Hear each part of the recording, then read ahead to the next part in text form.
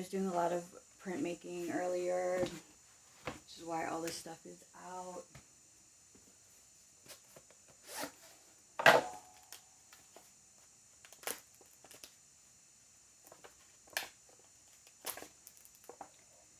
And then I lodged it on here.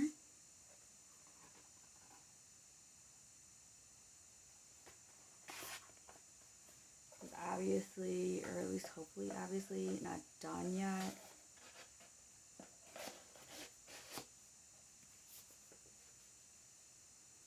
I mean, the whole sketchbook's not done yet. I mean, this is what I was working on yesterday. Not these.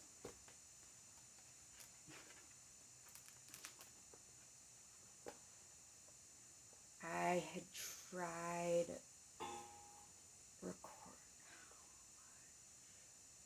I feel like more of this is cut off than I thought it would be.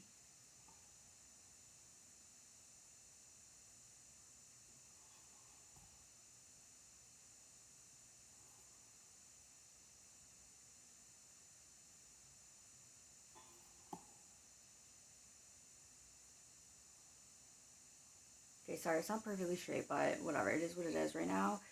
Okay, so I was working on this yesterday and I recorded it, but I'm probably not going to upload it anywhere because, I don't know, I suck at everything. But it was Koh-i-Noor hard pastels that I had just gotten in the mail.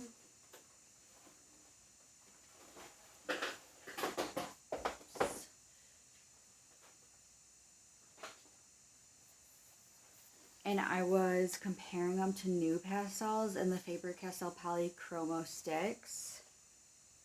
I'm surprised by how much it's cutting off at the bottom still. And then I was trying to, so I have matte fluid medium with some distilled water in here, and I was trying to set the dry pastel, which has worked for me before using this without activating it all, but it didn't work yesterday. It ended up all activating, so then I ended up just kind of rolling with it. So now the whole thing is super blurry, but hope if and when I go back to finish this, I will do the fountain. This is a fountain and there'll be water coming off. The fountain itself, really, hopefully,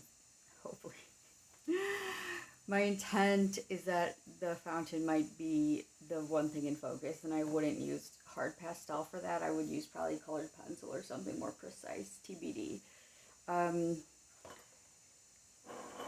Yeah, so I have all these like black and white supplies out because I was doing a bunch of printmaking.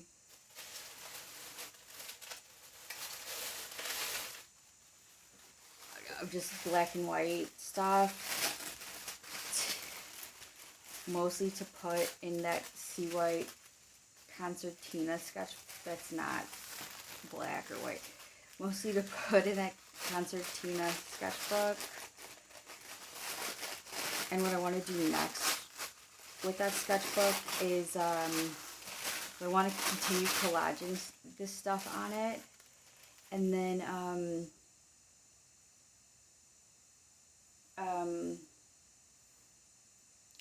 I'm still just surprised by how more this is getting cut off than I thought. And then I want to like dribble a bunch of Sumi ink across every page. I'm waiting for it to catch up to see if it works.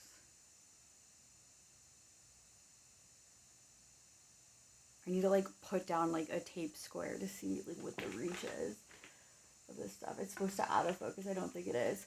But anyways, okay, so, and then just, I don't know, see where to go from there, but I might just leave it at that, because what I've also been doing is using these messes to inform compositions for other pieces, like actually, so like I don't live anywhere where there's landscape, okay? In fact, I live in the prairie state, so there's really not,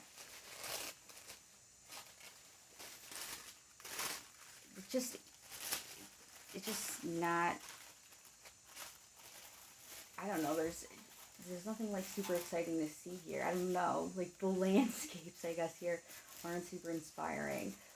And then I didn't know, I've like never seen, there's a lot of places I've never been, right? I don't know if I can, I don't know. I guess I went to Arizona once and I probably saw stuff and I just don't remember seeing it. But yeah, and I'm not outdoorsy, so I'm like never around places that would have landscapes. So, but if I want to learn landscapes, which I kind of did want to learn how to do, then, you know, how do you come up with, people like can come up with like imaginary landscapes, but I don't have any life experience to, I don't have any life experience to be able to do that with right now, you know what I mean?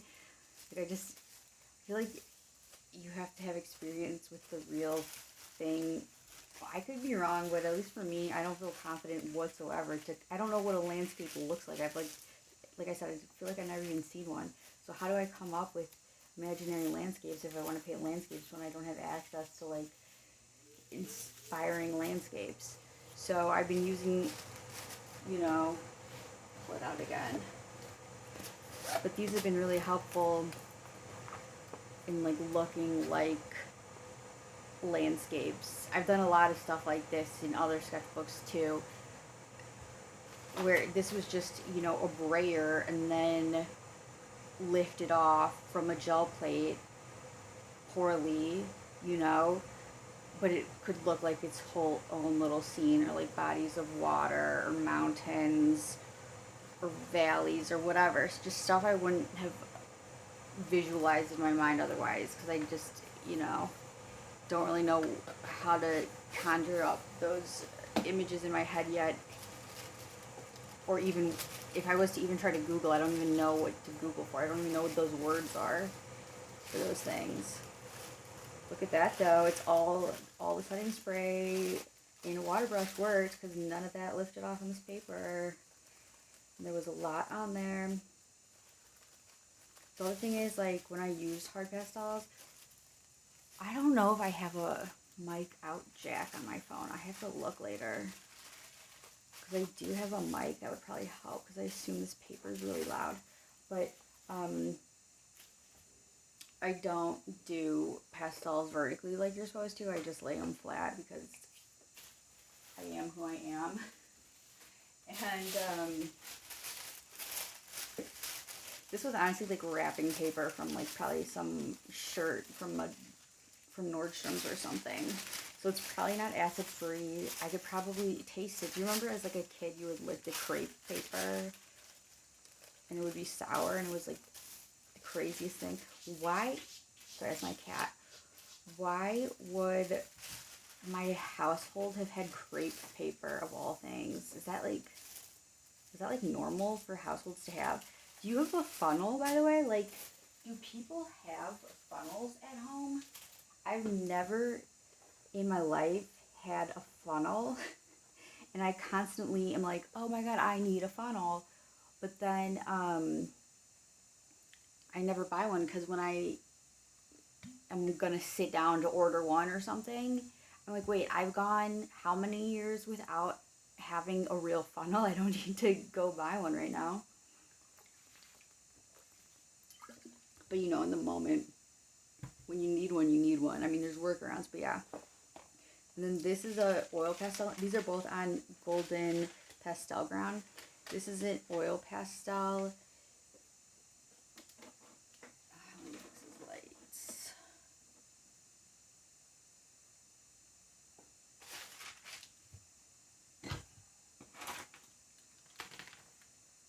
This is an oil pastel that's in process. I don't know if this is like legal or copyright infringement or not, but one thing I kind of like to do these days is see. Oh, I can zoom in. Nice.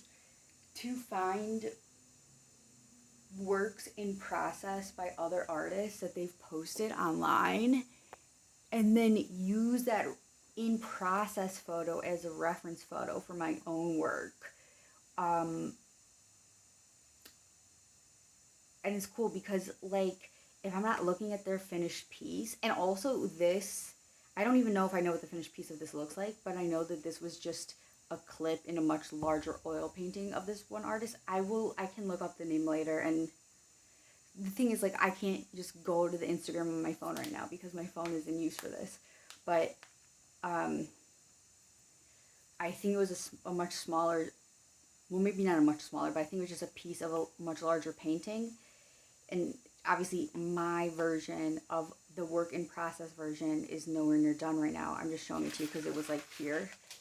The tracing paper, this is just tracing paper. I'm like, glassine, dude, doesn't come in 9x12, whereas tracing paper you can at least buy 9x12, which is much easier to cut down to sketchbook sizes and not as expensive as real glassine.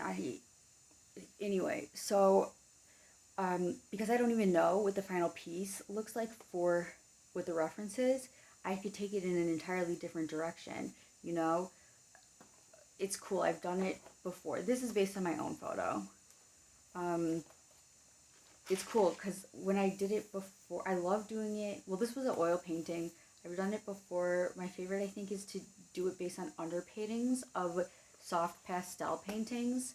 I just love the underpaintings of those, and I don't feel like grabbing it right now, but maybe another day. I don't know why I'm like flipping through any of this. This isn't done. This is a piece of trash. This is, if I ever go back, I mean, I will go back to this, but probably not for a fucking long time. Oops, I already ripped this paper. I use restickable glue on here, but it's not going so hot with this paper. I might replace this paper with real tracing paper because this is marker paper, I think. But this was like a really zoomed in.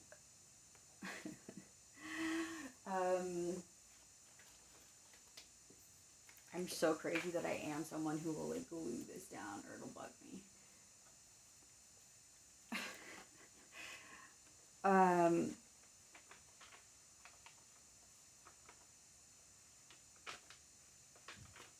You know what? I'm gonna just glue this down too.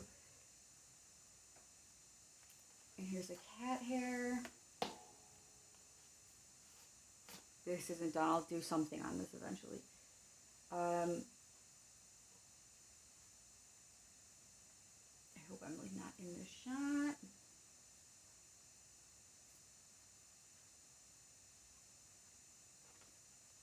I'm completely messing this up. Like all my nails broke. And let me tell you something. Craft tweezers are a scam. Okay, they don't work. But I also am not devoting $20 tweezers to this shit right now. Look at that. All good. Anyway, what was I saying? I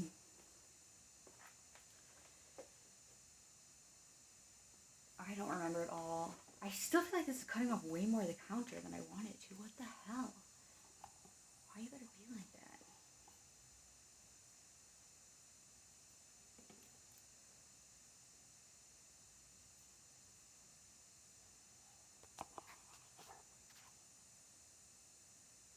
I'm so sorry for this, kind of. Look at, there we go. That's better. That's kind of better. And it's oil pastel. What am I even talking about right now? I don't remember. I'm also so tired, but God knows I'm not going to sleep anytime soon. Oh, I was talking about taking other people's work in process and making them my own. Unfortunately, I don't think there's a single other one of those in this book. And I know the big one I'm thinking of was done on loose leaf. So this is all just trash. Oh, something fun I did was, I was reading about people who, like, were trying to restore famous or public art or something, but then there's more cat hair. What the hell, Dolly? But then inadvertently completely destroyed it, and I was using the destroyed versions as reference. So fun. Anyways, I don't I'm just gonna let that be. The ones with the clips are the things that aren't done yet. Oh, this I really like. This was based on a working process, but I left it as is rather than like finish it. But so there's colored pencil here, gouache, Neo Color 2 actually. I don't even remember what this is. Probably some water soluble graphite or something. Oh, probably charcoal. This is probably one of the ones where I used the matte water brush and it worked. The fluid matte medium with the water to set stuff and it actually worked. But anyways, this was actually a thumbnail in a YouTube video for, I think it was like a Procreate, and I didn't know it was Procreate at the time, but it was a thumbnail for a Procreate video, and I thought it was actually a traditional piece in collage, because you can tell even looking at mine, because I think I actually emulated it really well. Like, I thought like the person had like craft paper cutouts here that they weren't finished, and that this was like, dude, I fucking crushed that orange, yo. Unreal. Sorry, I feel like the lighting isn't optimal either right now, which is weird. No, it's probably not weird. There's no natural light happening right now, and I'm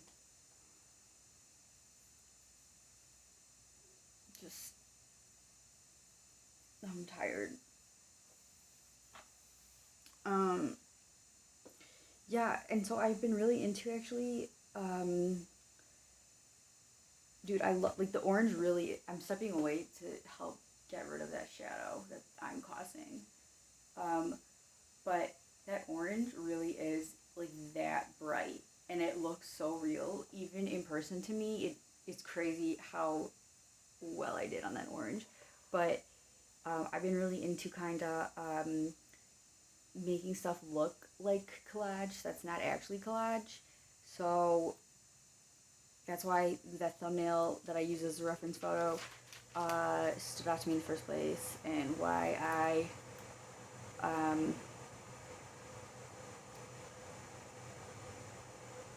yeah, I think I did like a good job of that. In this sketchbook, I started the sketchbook today actually.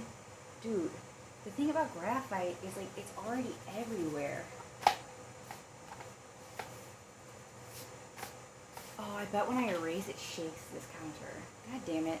Okay, well, I started this today because I don't know, I felt like it. I have like 5 pages. So this is a hahnemuhle travel journal. Okay, it's only supposed to have 62 sheets, so that's 124 pages. I counted 7 extra pages in this, okay? I get if you don't want to use the inside page, fine, but even if you 1, 2, 3, 4, 5, even if you exclude this page, this whole page, and this whole page, and the inside cover, there's still extra pages in this. I'm like, did they like screw up, or am I still counting wrong? I don't know. I never really use the bookmarks because they create, a lot of times they put indentations in the paper, or they'll smudge this graphite shit. Just stuff them in the pocket, usually. Okay, so this I tried to use the matte medium and it went okay. I mean, it looks a little blurry, but it was already graphite. That's kind of blurry anyways. I don't know, I was just doing contour, kind of blind contour. I say kind of blind because I didn't pick up the pencil, and I'm not like looking at it while I do it, but then I do check to make sure that I haven't accidentally lifted up my hand without realizing it, because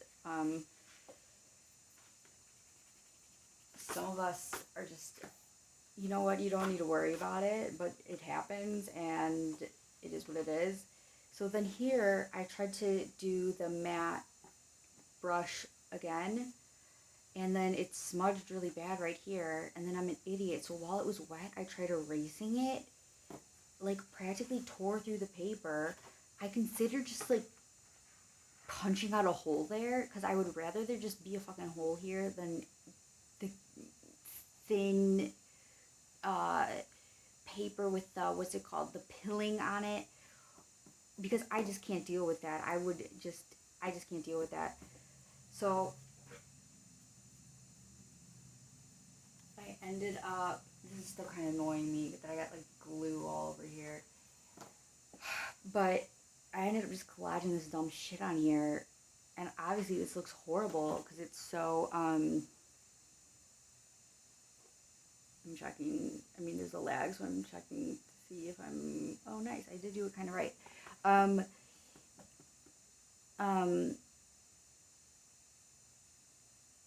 This is, then the other thing is I was planning on just doing all these on one page, but then I went into 2 pages here, I went into 2 pages here. I wanted to like extend out his body so you could tell that this was his little arm. I mean, I don't even think you can tell it's his little arm, but it was supposed to be. See, look, you can tell I didn't mean to pick up the pencil in these places, but I did.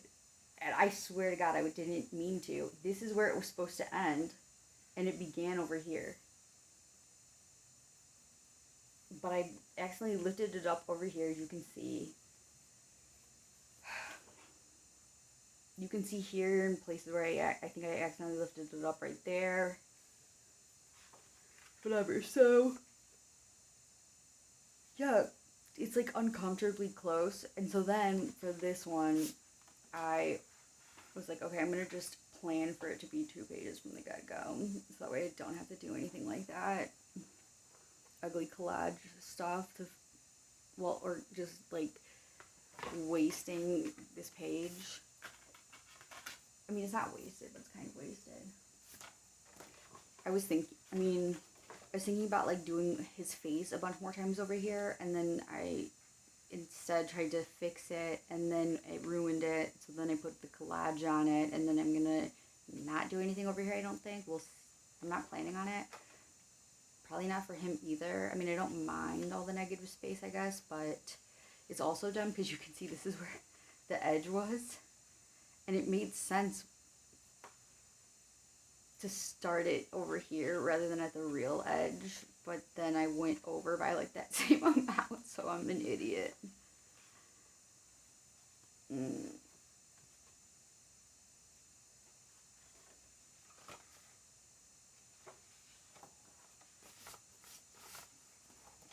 this is a little pencil board. I like these because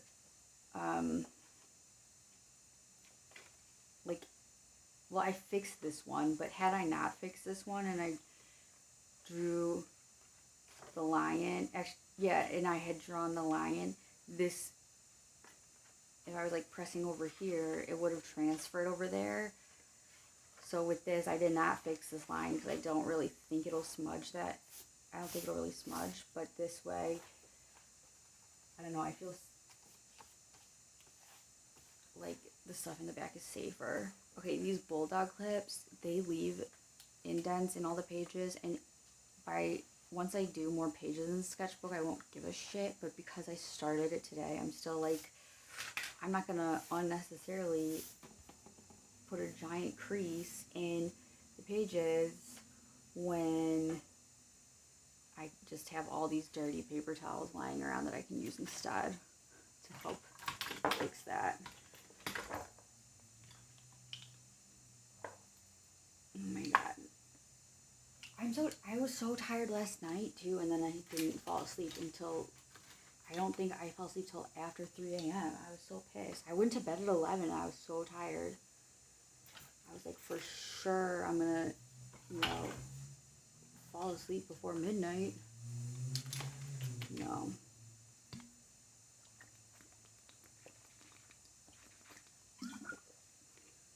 So I'm not even gonna try, despite being so tired right now, trying to wind down. It's just like a fruitless endeavor. Okay, so I was thinking to go through my photos. So Google is like all up in my ass because I'm completely out of storage apparently, and I don't feel like buying more storage from them. And they're like threatening to stop backing up my photos. I think I stopped being able to like send and receive emails for a little bit the other day. But the thing is, I have all my photos from Google Photos saved elsewhere already because I never intended to utilize Google Photos. And I also kind of hate it for a lot of reasons.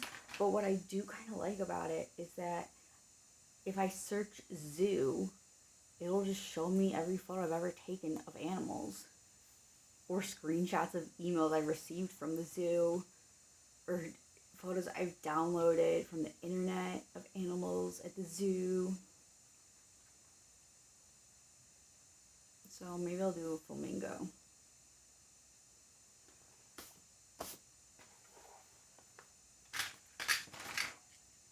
This is...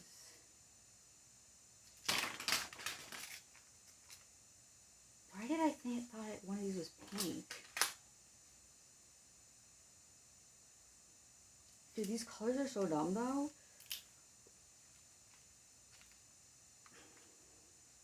I hate this.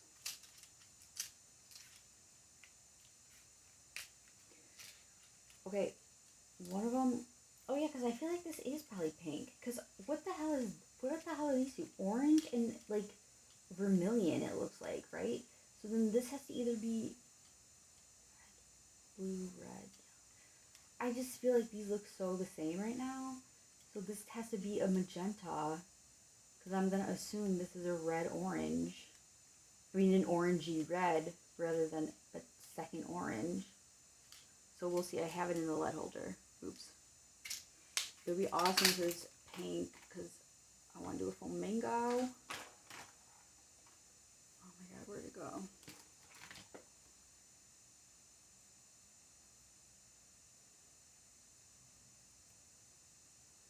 You can all judge me for how bad I am at everything. Dude, and I thought I had a Kleenex, but I guess I don't. Lame.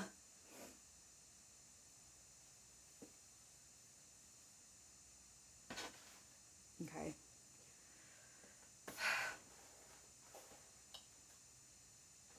I actually like need the step stool because I'm very short. And this counter is too high for me to comfortably actually use to draw.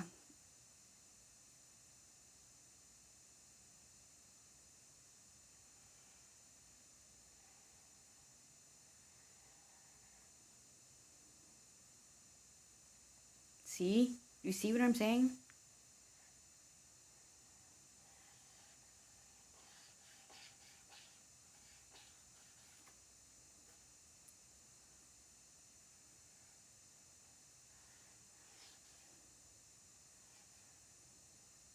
Okay, so there I did cheat a little bit, but I don't care. I just want to get better at drawing. I'm having fun. So I guess this is red, huh? I'm having fun like fake shading, which I know you're not supposed to do with these, but I don't care. Like here's some shadow. Oops, that's too long.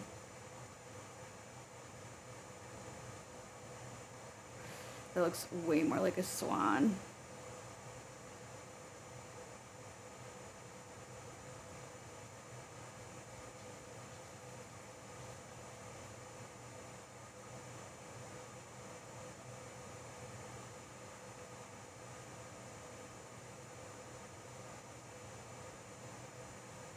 This is a really far away blurry photo I took at the zoo, so I can't even really like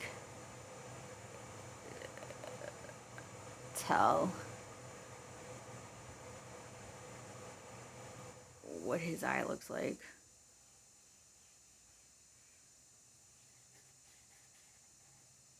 This looks like a peacock kind of right now.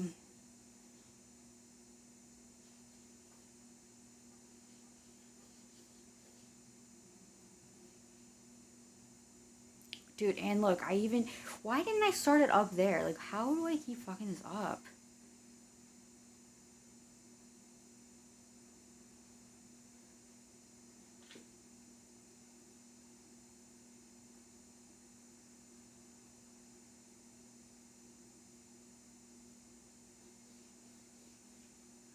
looks like a turkey.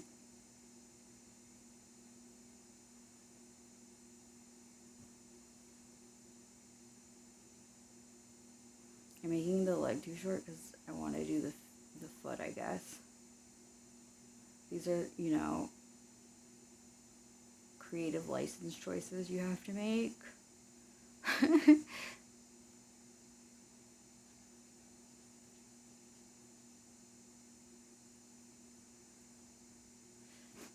How are you supposed to, I don't think I'm like holding the pencil how you're supposed to hold the pencil when you're like pretending to be an artist person, but I'm trying to hold it.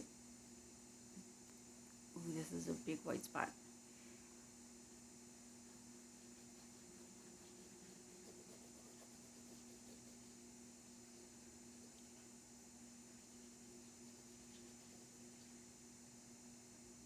Oh, if I was good at this, I would like better show the curvature there.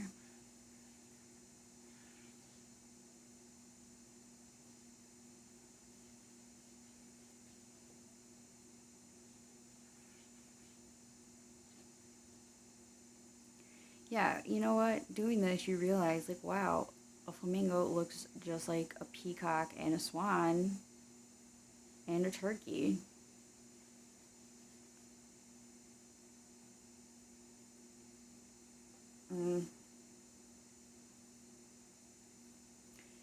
That's how it's gonna be. So, what was I gonna say? Yeah, I was also thinking about, like, what if I, like, bring in a different color for each of these and then correct it? But I'll see how I feel about that when I do more of these. I've also been writing down what I've used for all of these because I don't know. Because I want to, I don't know. Because I have so many materials, I guess, and I just want...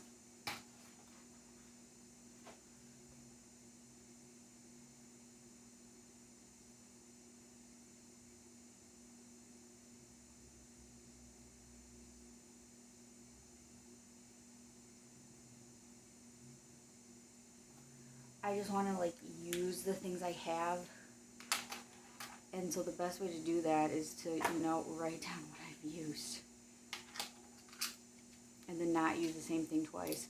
Earlier today, I made horrible use of my time probably, but I, like, wrote down every single, like, sketching pencil, not pens. I have a lot of pens, but every sketching pencil tool I have, like, so charcoals, these leads, my actual wood pencils,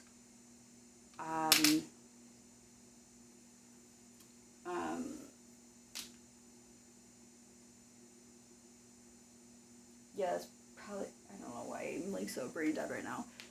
Like the non-photo blue pencils, but not all my colored pencils, but the non-photo blue pencils, etc. And I wrote them all down, and I have more, especially if I'm doing 2 pages for each of these, I have more, like, sketching pencils. I mean, I wrote down every single lead grade, and I wrote down every single color for these, you know what I mean?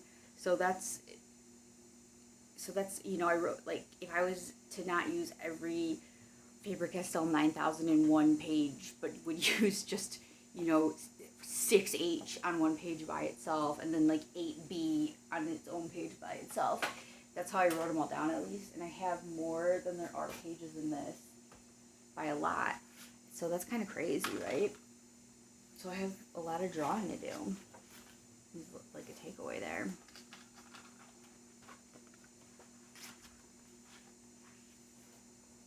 So yeah, wholesome fun.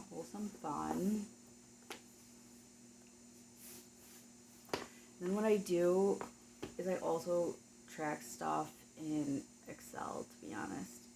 Like, vaguely tracking how much tracking my productivity, I guess. I don't know why.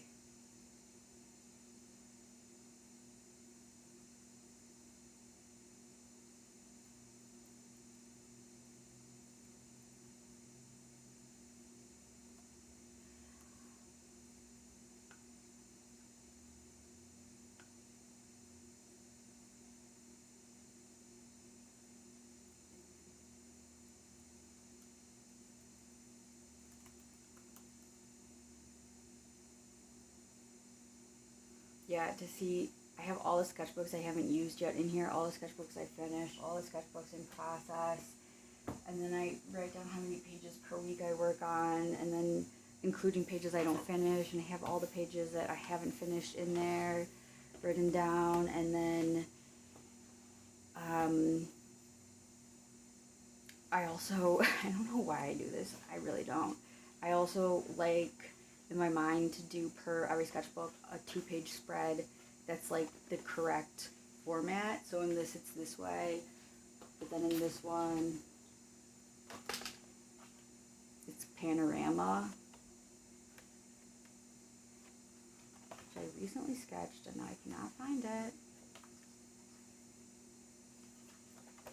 This is a rhodia touch. Here it is. Oh my god, so this I don't know what was wrong with me, you guys. I'm not into dolls at all, and I never really have been, but it's really, I don't even love like doll restoration, but I do love like the stills I grab from videos about doll restoration, or like photos from Google or people's blogs of doll restoration. So I'm sorry I don't own the copyright to this. And I'm gonna paint it, and this is a Blythe doll, and I don't know if you can tell because I'm still working on this.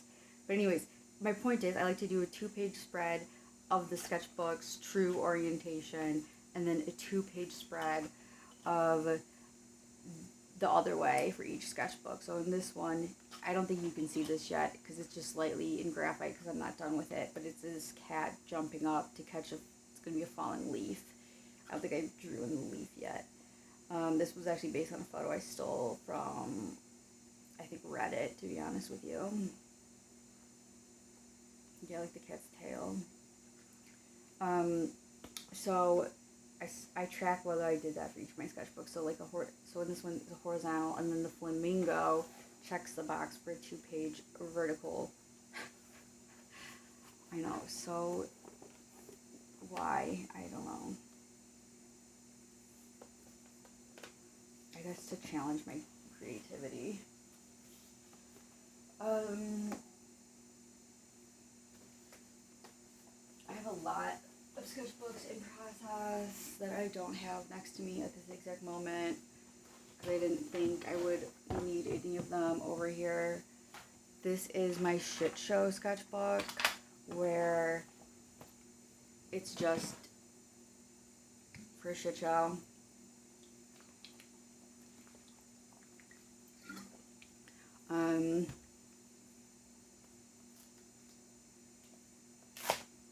Pages are stuck together. I glued down a bunch of crayon wrappers in here. And Pentel oil pastels, Crayola oil pastels, Crayola crayons, Caran Dash Neocolors, Lucas Sennelier oil pastel wrapper. This isn't even all my wrappers. Why do I save the wrappers? I don't know, man. But I do, this isn't the first time I've glued them into sketchbooks, but the last time I glued them into sketchbooks, I turned them all into cute flowers. This time I just glued them all in haphazardly. But it's a shit show sketchbook. That's what you do. This is a collage that's not done yet, where I didn't glue a single thing yet. It's all just taped down. And it's like done. I mean, a piece fell out that I need to go find. But like, and this goes here. I just need to glue it. I hate glue. Why did I put tape here? I don't know. This was construction paper, and then I was planning on doing a portrait with quick sticks. They're tempera paint sticks. This photo is from Earth's World on Instagram, but then I might have a photo actually of just it being an orange blob from the quick sticks, and then me deciding, okay, I'm not in the mood to do this with just quick sticks after all. So then I left it alone for a long time. When I say a long time, when did I start this? Not that long ago. Started it in January, so I couldn't have left it alone for more than like 2 months. Then I went back and finished this with oil pastel. This is Crayola purple construction paper, so I know it's going to yellow and stuff. I don't care. It's my shit show sketchbook. This, I don't know. It looks like gouache messes or Inktense messes. I hate Inktense. That's a different video for a different day. But I'll put something on this eventually. So that's the other thing. In my Excel, I track pages where... So this one was just the orange here, but I knew what the reference photo was going to be. That was marked as in process. But this, that's just a mess, but I am intending to go back and, like, practice drawing on for the sake of just, you know, not wasting a page and to practice drawing. This I call a background page in my tracking. So these are both background pages. Here I was just gluing more random shit, but some gloss medium instead of the glue sticks or whatever I was using before. This is like 3D shit. It's like hanging off. I don't know if you can see. Not that you need to see. This was, I think I was wiping dirty brushes off. Oh, I need to fix this. Wiping dirty brushes off on, I actually think it's Strathmore 300 colored paper. And then I just glued it in here.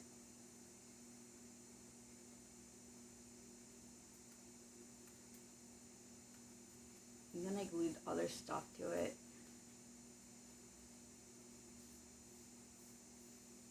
And then I was figuring out which of my bright ass oranges I liked the best for something I was doing. But yeah, I'll do a drawing in here. Probably, what I'll probably do is either with like, I don't have enough practice with ink brushes. I mean, not that I need practice with them because I hate it. But I don't know. I feel like practicing shit you don't like or never intend to be good at helps you get better at the things you want to be good at and the things you do care about. So I'm thinking with this big sketchbook for my background pages, I'll do probably like contour drawings but with ink brushes maybe. Or I really like these steel brush nibs from Speedball. I had to like scour the internet to find them. I got them in all 4 sizes. I'm so excited about it, but now I need to buy at least 2 more nibs, or nib holders, but probably more. He knows this is dinner time. He's so good at telling time.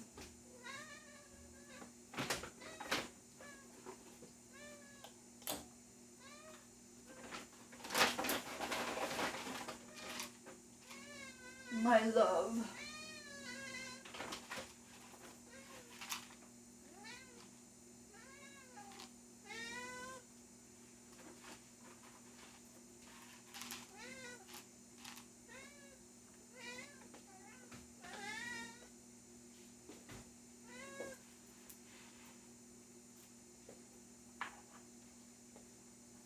Okay.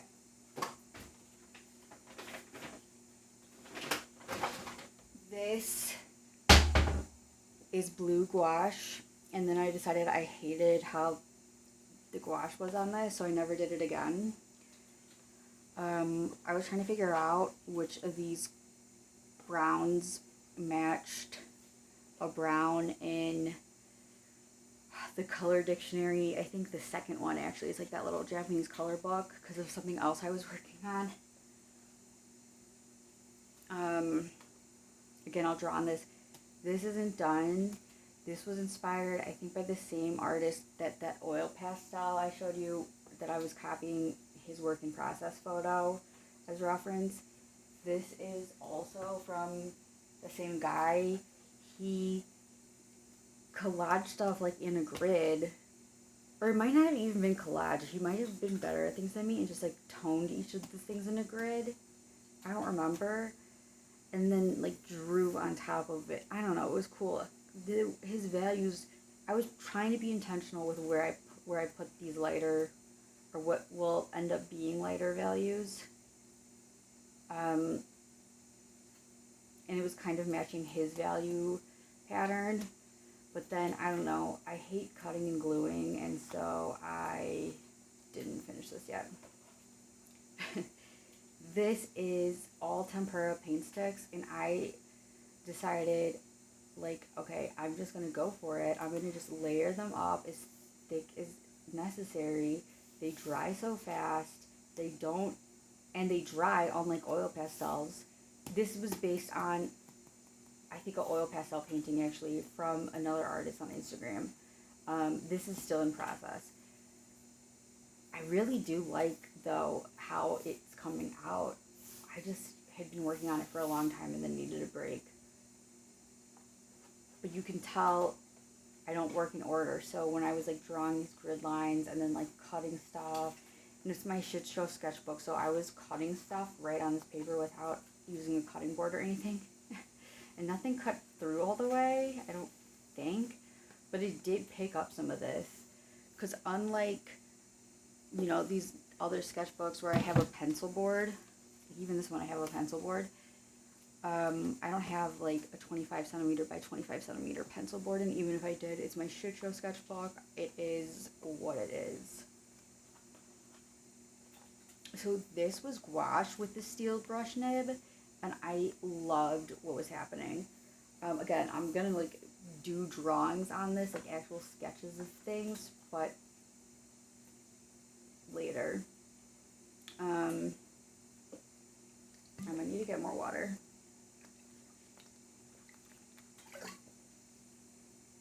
Oh my god, I have my first spam comment. Oh my god. This is so exciting.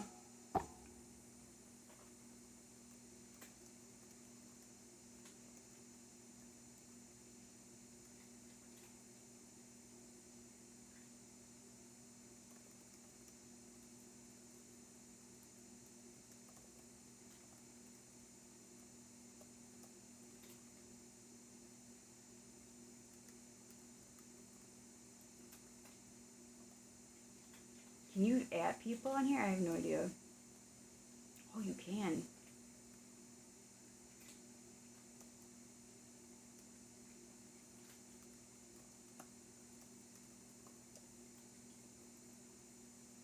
Okay, nice.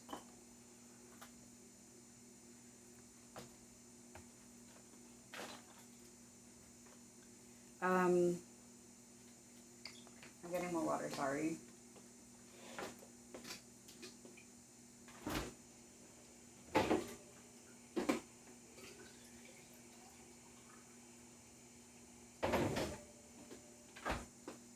Okay.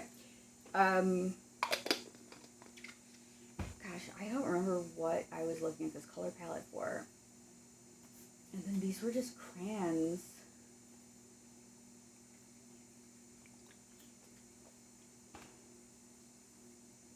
This is a piece of construction paper. Oh, you know what? I think I had to trim this down at the top. And then I glued it here. I was probably like testing OMS blending or something on here. Who knows? And this was gessoed. So then I started like, I don't know if this page was gessoed. I can't tell. There's so much paint stick on here. I don't know if I'll like ever be able to tell. But I started just gessoing everything because I was like, okay, I don't like this for gouache. I don't like this for the stuff I played with up here. It was so thin when I glued all this shit on. And then when I put the gouache on it, I got really freaked out that it was... This is 170 GSM. The paper just seemed kind of thin. Honestly, it does seem pretty thin, actually. I don't know. So then I just was like, okay, I have to gesso everything because I need this paper to not totally disintegrate on me, and I'm worried about it. So this was, like I was saying, like from this guy, from doing stuff like this, I come up, like, you'll see compositions from doing stuff like this, and this is based on a composition from doing stuff like this, but it's not in this one, it's from one from another day. And it's not done though. There's gonna be an eye here and then lips here.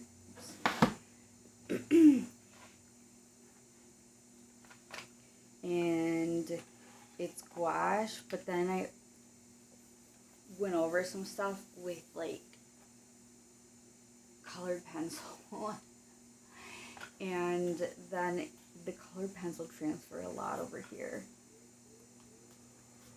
This, I love how this feels actually. I mixed my tahini gouache with gesso. Oh my gosh, I don't know, I just like how this feels. And I like how this looks, because these were like clumps of undissolved gesso, because my tahini gouache is kind of dried. I don't know if it's going to show up. It looks blurry. I don't know if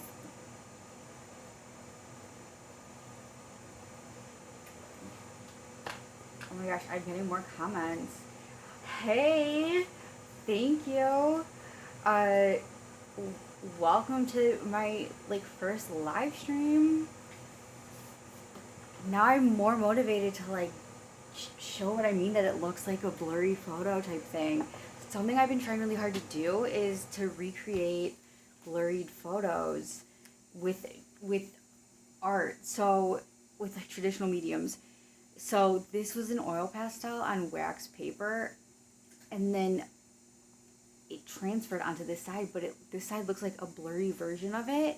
And I got so excited because even before that accident happened, I had been trying to figure out a way to communicate blurred photos. So then I ended up doing a bunch of oil pastels on Yupo where you could smudge it or blur it. And I'm kind of happy with where that's going. But yeah, if I can figure out how to like, it's like looks holographic. I don't know, maybe I'll scan it later. Then this is just more of that. This was from Simon Cowell having botched cosmetic procedures. I didn't realize he was like a plastic surgery addict until like that TMZ headline. And I honestly think that this is very flattering. He didn't look that nice. Simon Cowell, isn't he kind of like the Grinch for real? I never watched any of his shows, but I know dating back literally 18 years, I think, he was like known to be a giant jerk face on TV. Oh my gosh, something I'll show you is I'm kind of excited about this. I made this concertina sketchbook, but I did it cool where every single piece is a totally different paper. And on the reverse side, they're a totally different paper too. So it was kind of, I need to like finish gluing stuff because I just hate glue and I just couldn't deal with more glue. And I still haven't, you know, it's still too soon. But yeah, and so, I don't know, I'm kind of excited about it because I don't know, I hadn't seen anyone else do it, and I had to figure out how to like engineer it to work this way. And I like paired all the really thin papers. This is really thin marker paper on the cardstock, and this is like thick, well, that's not a good example. No, it's an okay example. This is thick ass watercolor paper, and on the other side I put this thinner color paper, and I haven't used it yet because I don't know, because I know I'm never gonna actually make one of these again because I hate crafty shit, so I don't want to be stupid with it. But I don't know, I was like so excited to like have come up. This is Yupo. You can see the glue through it. I was so excited to like come up with this idea and then execute it. And I executed it. You know, it could have gone a lot worse. There's things I would have done differently now that I've already done it once. But again, I doubt I'm ever going to try to do this again because I'm just not that kind of person. I would like commission someone to do this though, who's like good at cutting and gluing. But this was just some of the leftover scraps from that because I had to cut all these papers down to 5x7. So yeah, anyways.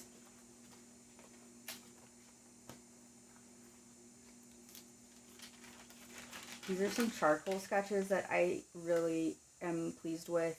that, oh, do I have any more of it with me? That I'm doing some bigger work on. Those were the very, very preliminary sketches one night, and I've gone and done a ton more, maybe not in here after all. But, yeah, this is where it all started. These angry little alien faces with Peter Pan collars and fake eyelashes falling off.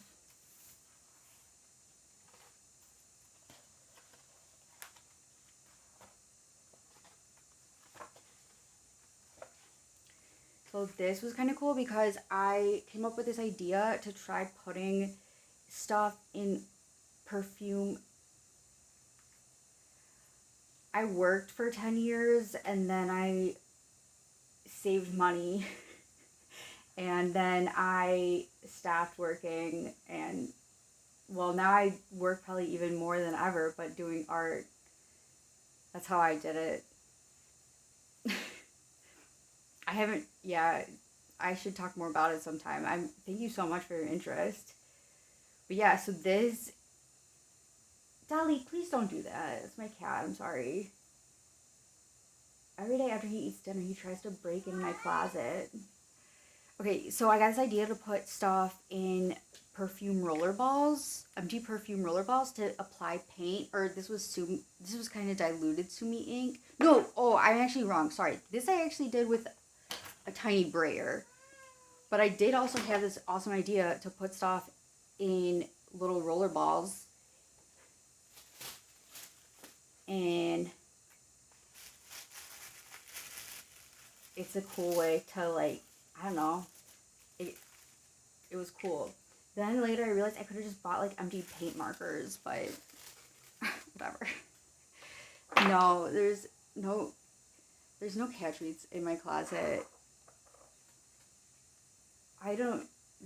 He's never been allowed in my closet. But still, I've had him for 6 or 7 years, and it's like every day after he eats, he tries to go in there. Just out of habit. Then I did another one of these. I think these are chameleons, right? I forget if it's an iguana or a chameleon. Just with Pentel oil pastels, and then I kind of feel like this is finished, even though it's like clearly not exactly finished. Oh, that's a good point.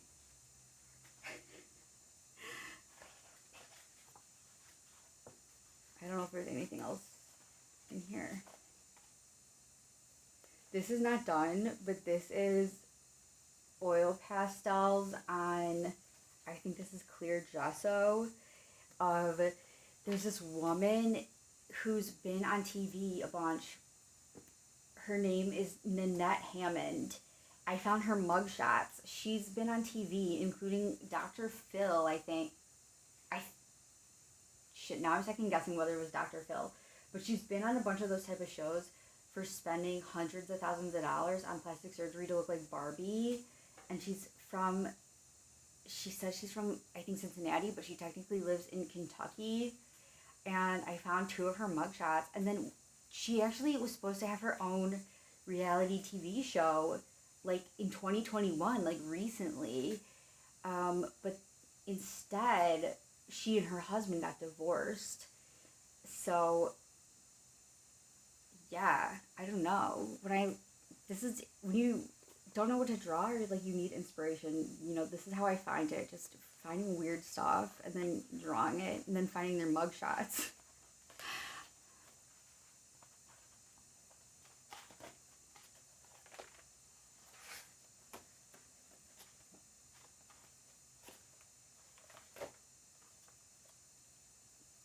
I don't even remember what this is right now, but it's not done. I thought it would be cool to forget what this is and forget what I was using and then to finish the second eye.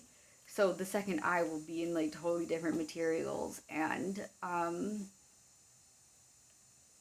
yeah, I think it'll be cool when I eventually go do that. That was my intent with that one.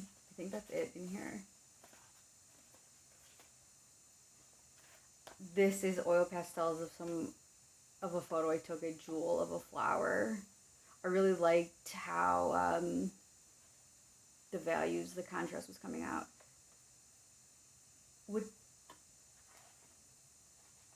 I'm not familiar with who Dr. Manhattan is. That's not ringing any bells.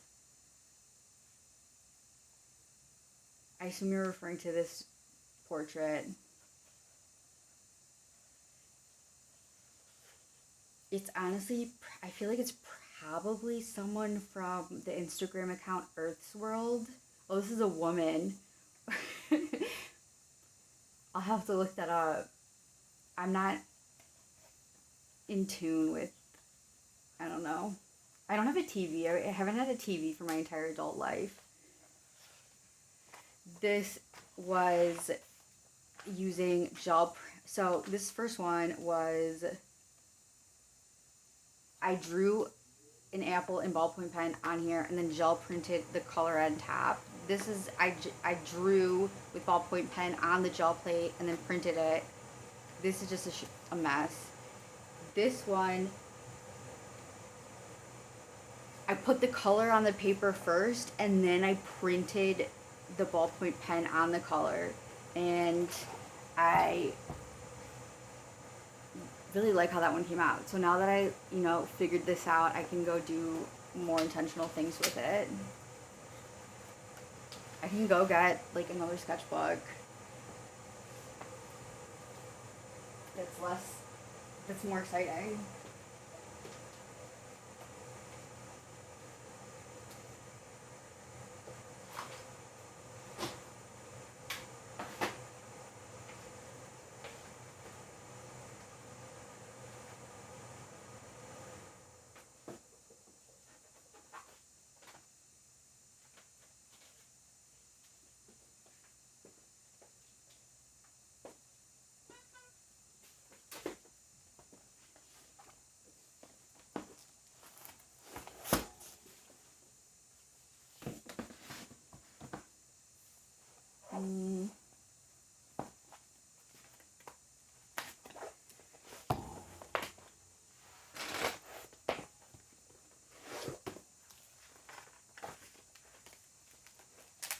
So this is, I hate doing this type of stuff, but it's stuff that I do.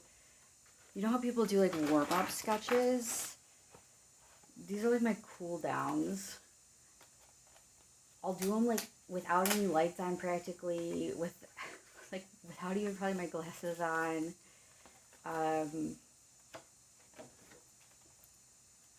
But they're helpful because stuff happens that comes in handy later. So this, I'll have to figure out about a lighting situation when I want to like bring stuff close. But that's what inspired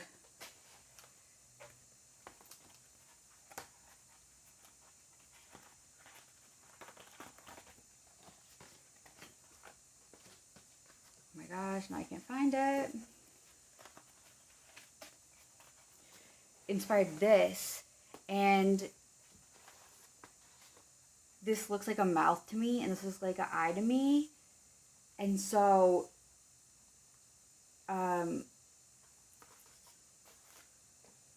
partly probably because I had recently finished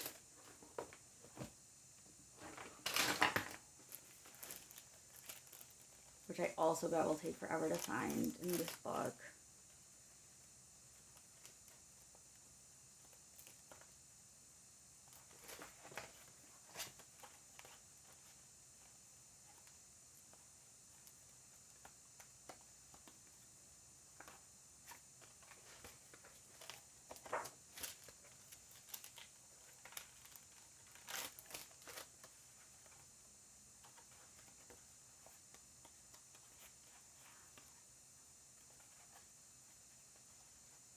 Oh my gosh.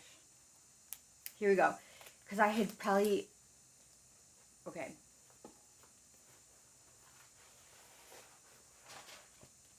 So this, I'm saying, probably like reminded me somewhat of an eye and mouth, because I had probably just finished around that same time this piece, which actually goes this way, which was inspired by Francis Bacon, who you should definitely look up if you're into, you know, this kind of stuff. And so when I do go back to this one and add in the mouth, it's gonna look like this one on its side right here, and then some creepy eye, and it's going to be in color. So the mouth and the eye, I'm planning to be the only things in color on this page. Then the flowers in here that I didn't finish yet. So I was like, oh, I really like how the values are looking in this, which led me to go into here on gray paper and do some value studies of seeing how I wanted the rest of it to work out before I ruin it. Hopefully you can see. And yeah, so it's really helpful. That's like kind of my quote unquote process, is to, you know, when you're inspired, just dive into it, and then when you're either come to a decision point, that's when you can go put in some work, like value studies or whatever, or I would have to go get a sketchbook from a different pile, but or go practice drawing stuff. Like if you're like doing something and then realize, oh, I don't know how to draw this part of it, then you go practice it, but that way you still, you know, get the impulsivity and inspiration and all those really good things you want to capture in your piece, rather than doing all your planning up front always. I'm not really into that. So anyways, so yeah, so there's that. Then, I don't know, I know there's a mugshot in here. This is someone's mugshot who actually was in my college dorm. This isn't done. I was just seeing how oil pastels worked in this paper, and then I can't tell if it's the OMS that leaks through or if it's the oil pastel leaking through, but this isn't done. But this is based on a photo I took that I've done this a million times now, including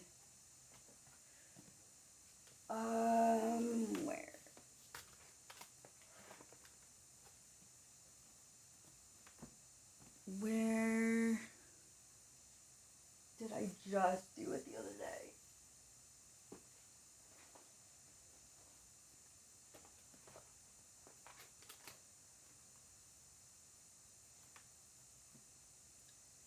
Yeah, wait, where is my Zeta sketchbook?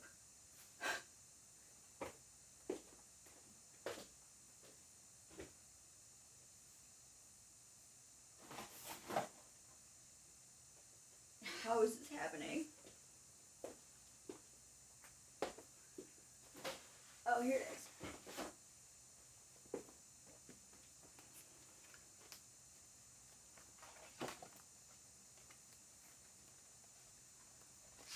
Last night I did it. Again, neither of these are finished, but I was doing it again last night, and this was hard pastels, but then I ended up liquefying all of them, but I'll do the fountain itself in the water more precisely. But this is one reason why it's helpful to have a million sketchbooks going at once, so you can use them all for references for other sketches. What do I do with mugshots? What do I like about mugshots?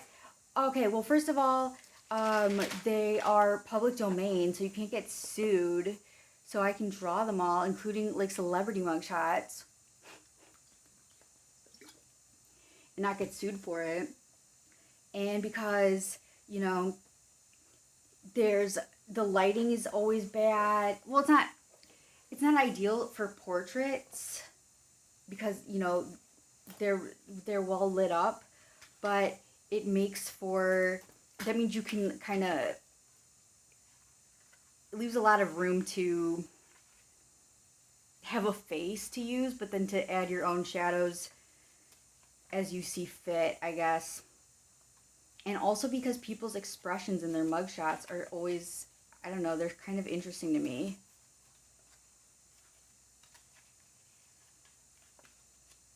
Oh, I forgot. I forgot I was doing the fountain in here too with watercolor markers. I don't think there's any mugshots in this one.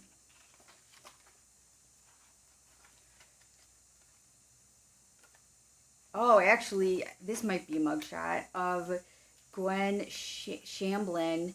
She tried to create a cult, a religious cult, to be skinny. It's like the funniest stuff ever. You should look her up. Her hair literally is this big. It's so funny. And then I was also working on her again in here with tempera paint sticks. If this isn't a mugshot, then it was her at a deposition, because she ended up actually dying in a plane crash before being convicted of whatever crimes she was being convicted of. But, so, I don't know. I also like, it's Gwen. I'm pretty sure that's how you spell it. Oh,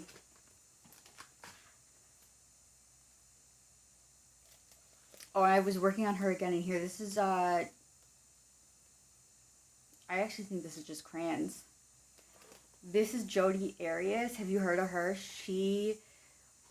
I watched her whole court stuff. I need to work on her again. I don't think this really looks like her. Oh, wait, maybe I do have mugshots in this.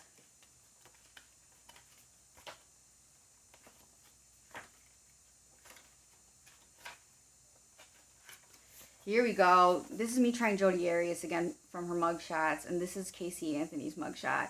But she murdered. Alright, I'm like losing focus. I'm so sorry.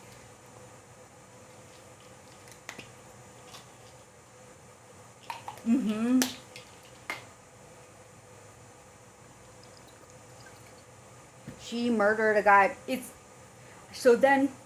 So here's the thing.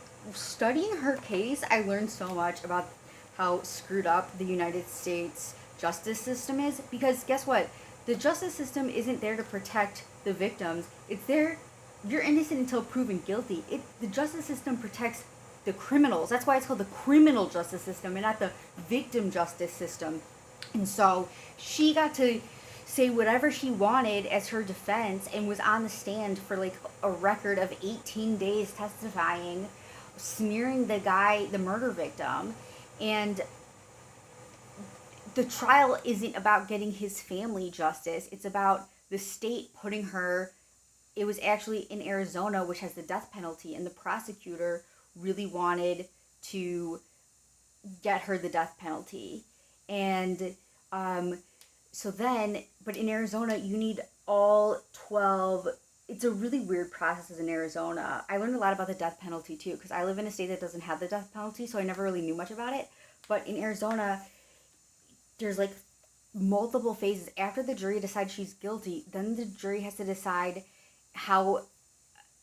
whether the murder qualifies for the death penalty.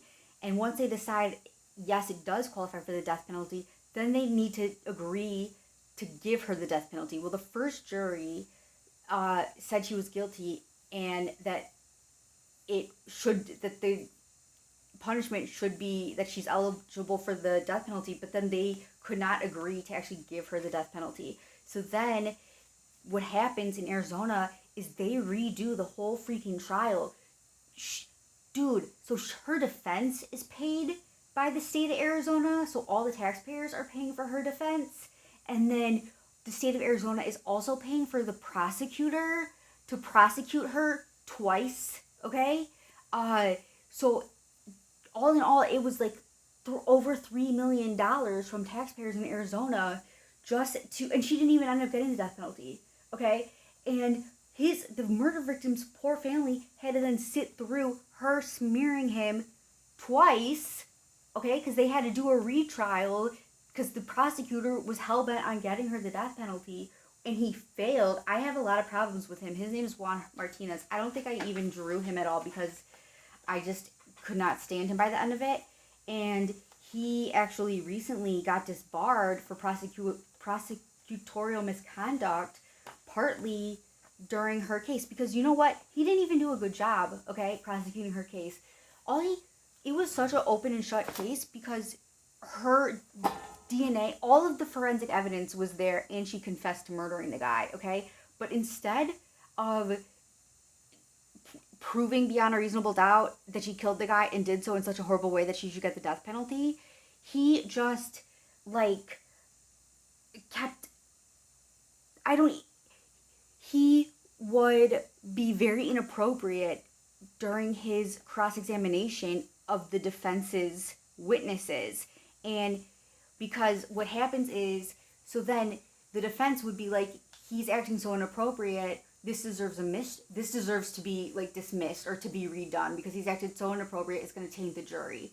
Well, the thing is, because it was such an open and shut case, they're like, okay, actually, because that's an open and shut case, he's not acting appropriate, but it really cannot be determined that it would have an effect on the outcome of the jury because it's so open and shut. So then the prosecutor just kept getting away with more and more egregious behaviors, okay? It really upsets me because he's supposed to represent,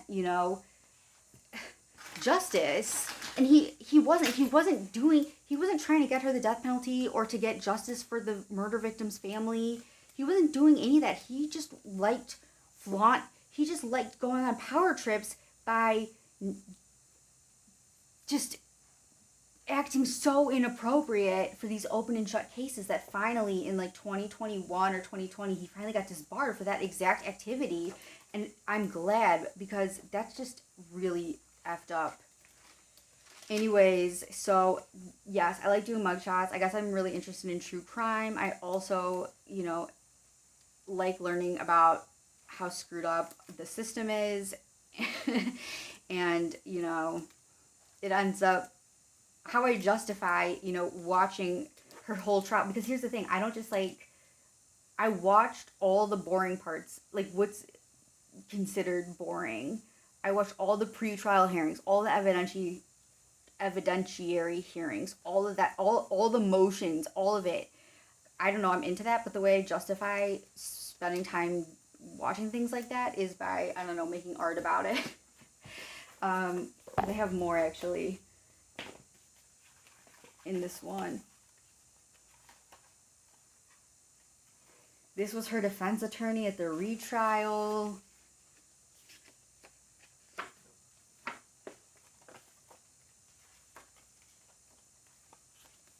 This was, oh my god, the poor court reporter. So, these were the really inappropriate type things that were just happening in the court of law. Okay, and the poor court reporter he was just, looking at the prosecutor being like, are you serious? Is this really happening? How is no one putting an end to this right now? And then this was one of the witnesses who was involved in a pyramid scheme, and they were arguing over whether the shape was a pyramid or not. And he goes, it's more like a circle if you want to get into geometry. Just this whole case was crazy. They didn't need to charge the taxpayers $3 million for any of this, and they still did. So, yeah.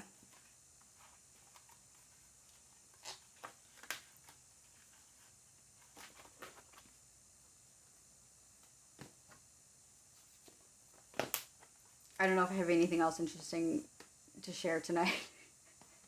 Thank you for letting me go off about that. Everyone in my real life, this is Madonna. Everyone in my real life is so sick of hearing me talk about art stuff as well as true crime stuff. This is, oh my god, the two guys who had the Vegas show. I learned a lot about them. Their story is really interesting. They were the magicians, I think. And this is the guy, Roy, I think, who got eaten by the tiger. Or maybe the word's not eaten, but he didn't die, actually. He died later. Dude, so they, you know what? There's no such thing as, they tried to pretend that they were doing good for animals, saying that they were protecting an endangered species of the white tigers and the white lions. Well, guess what? Those aren't endangered. Yeah. And dragged him. It was brutal. But those aren't actually endangered species because they're not actually real species, okay? So that was just a complete lie. Dude, here's the thing. Everyone is like trying to sell you stuff. It's all marketing schemes. It's partly why I'm doing art instead of working for corporate because I just can't deal with it. It's so depressing. But yeah, this is the guy who was in the news recently because in Texas he tried to, I shouldn't be laughing about it. He was trying to free animals from the zoo and he actually succeeded getting some animals out. And then when they caught him, he was like, I would do it again. I thought it was so funny. What was so creepy is they released this photo when they were searching for him. It was a still from the security footage. And he was eating Doritos. But if you look closely at the photo, you can tell he's not eating Doritos. He's clearly hiding something in the Doritos bag. It was so creepy when I noticed that, and that's why I drew it. And I tried to, like, make it look... I tried to make that clear in that rendition.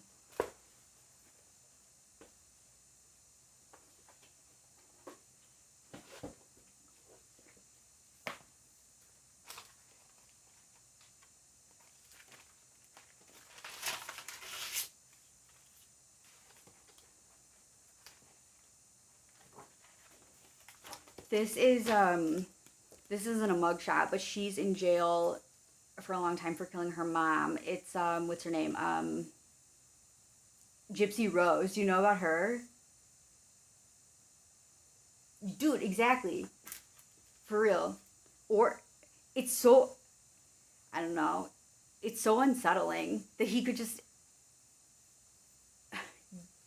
he wasn't even hiding his face. He was just, like, going into the zoo on video and multiple times getting away with it. Okay, so do you know what? I'm not going to be able to pronounce this right. Munchausen's by proxy is?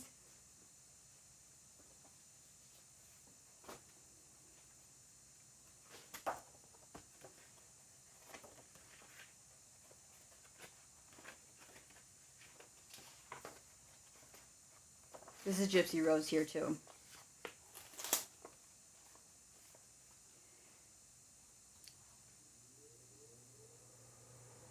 Oh, maybe that's where the name comes from. So, Munchausen's by proxy is when someone... I don't know. I don't know if it always has to be a parent, but basically it's when, like, parents get a bunch of doctors to perform medical care on their children when their children don't actually have those medical problems. And, it's a form of child abuse, but it's also, like, some weirdo form of mental illness for the parent because it's, like, they do this to get attention or something. It's really effed up.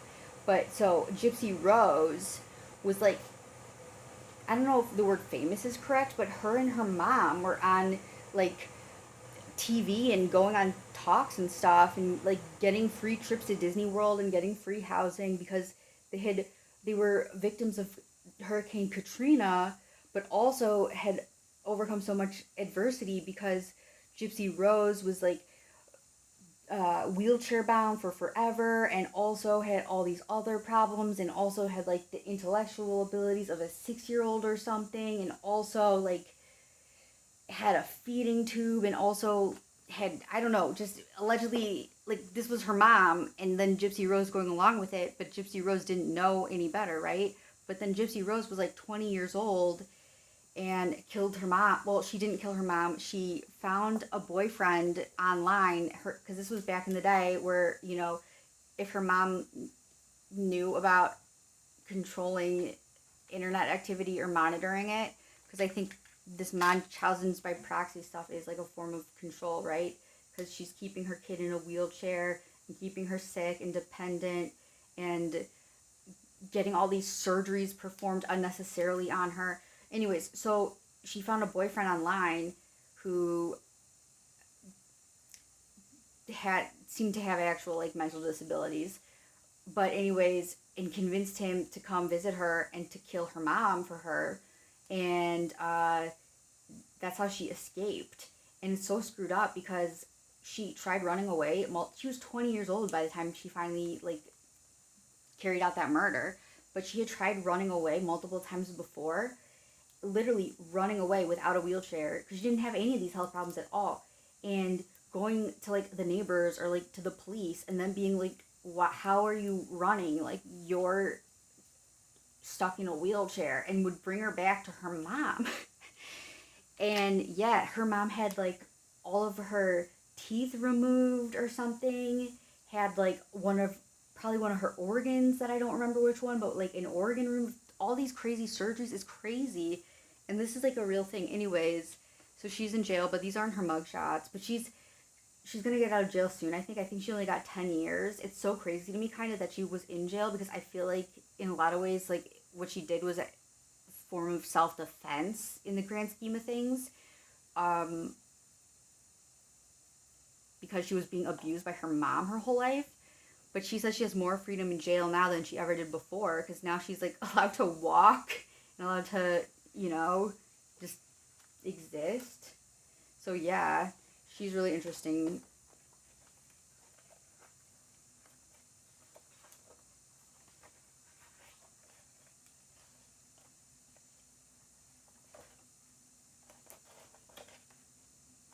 Oh, here's one. Have you heard of the movie or the documentary Grizzly Man?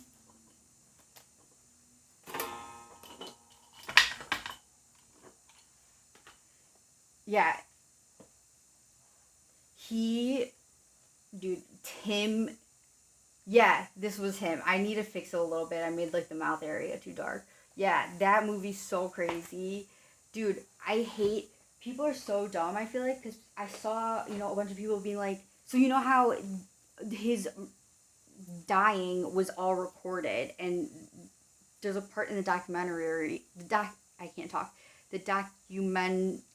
whatever the word is, I can't say it right now, where the filmmaker is like, you cannot let anyone ever hear this audio recording of him dying. It's too horrible.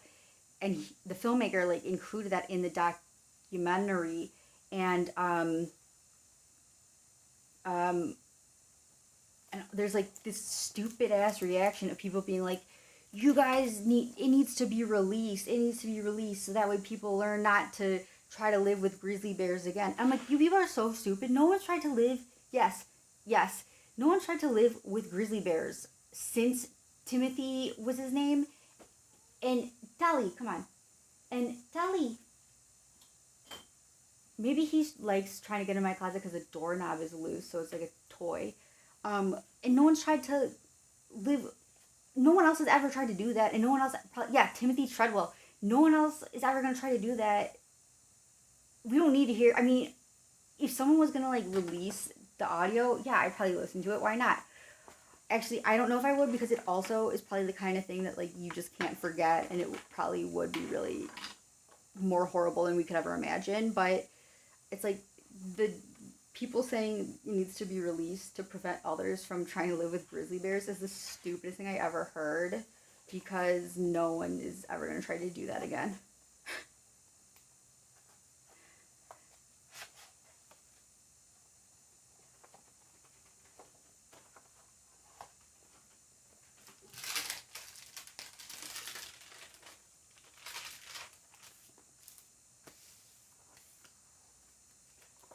This is my cat.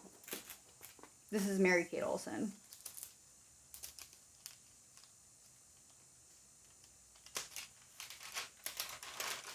So I did the blind contour with crayon or something, and then I overlaid the tracing paper to do the real drawing, and same with Mary Kate, except I didn't really I kind of left her as like a weirdo, but they kind of already look like weirdos. Oh, here's another one of my cat.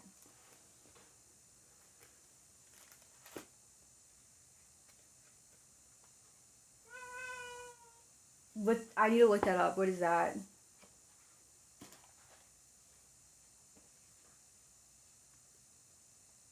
I'm looking it up literally right now.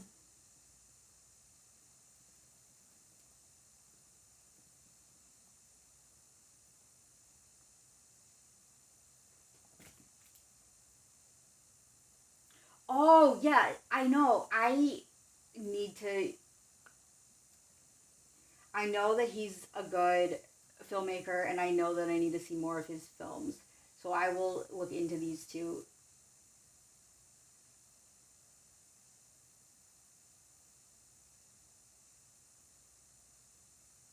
I have them pulled up, so I'm gonna remember. Oh wait, is my cat now on?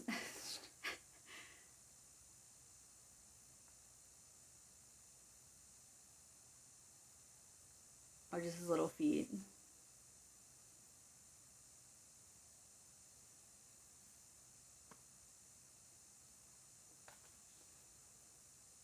So thank you for those recommendations.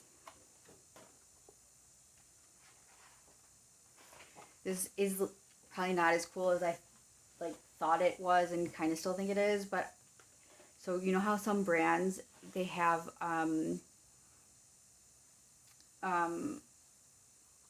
a system, I guess, where like supposedly all the colors match across all the different mediums.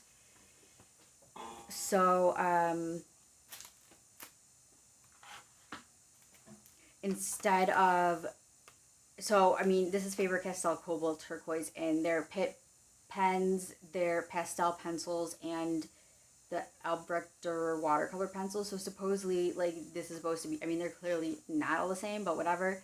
So instead of doing different values, I was just doing different textures of what's supposed to be the same color. I mean, it's not, but I thought it was a cool concept. It was inspired by a Tom Ford eyeshadow trio where it was like 3 grays, but one of them was matte gray, one of them was shimmery gray, and one of them was a glittery gray. And I thought that was, I don't know, just a cool concept to communicate images in a different way. I don't know.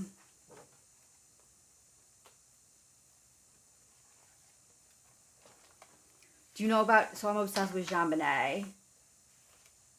I assume you know about Jean Bonnet.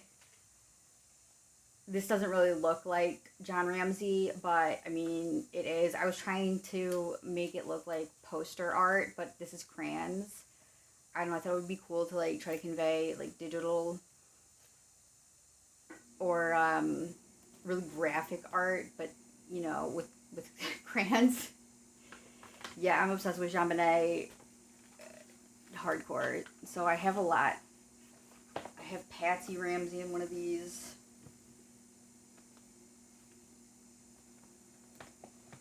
Dude, because that's another story of injustices in the system because of like white male privilege, because he, don't get me started on it. Oh, this is another mugshot. This is Nancy Brophy, romance novelist who wrote How to Murder Your Husband, found guilty of murdering her husband. I love, I don't know, finding funny headlines and then doing art based on it. Oh, here's a grizzly bear.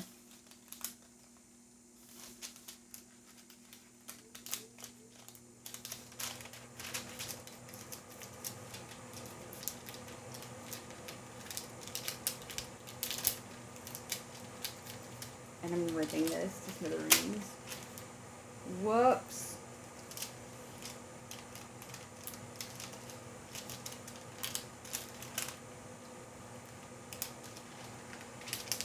This came out really good. This is like one of those things that came out where it's like,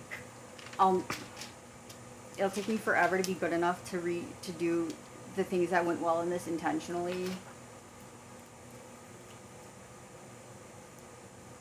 You know, you do hundreds of pages for like a moment, like, what happened when I was doing this grizzly bear. And that's Sarah Palin. She's not done. I obviously had to put this paper to protect the bear from Sarah Palin, because that's going to smudge.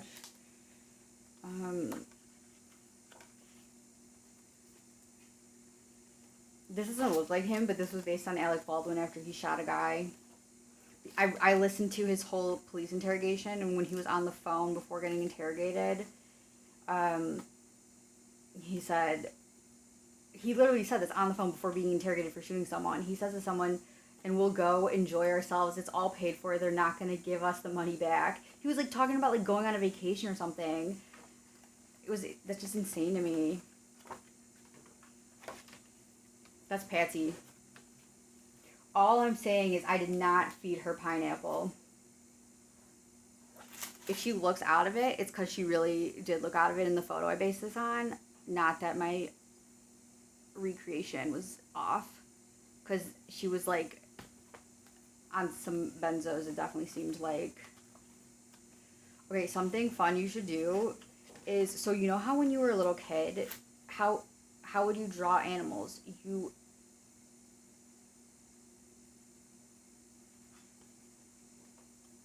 Ramsey?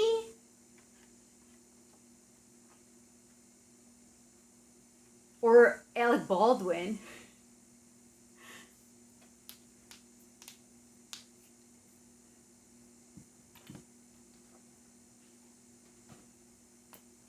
Both. So I don't think John Ramsey killed her. I actually think that, I really don't think he did. I think the little brother did. I think that for a lot of reasons, but I think that I also don't think that, so a big part of the case and why a lot of people assumed it was John Ramsey was because of the sexual trauma. But the thing was, I think her older half-brother was the ongoing abuser, not John Ramsey. And that her parents, that John and Patsy, knew that she was being, or at least they hypothesized she was being abused by him. And that's why, I don't know, I know way too many details about this case.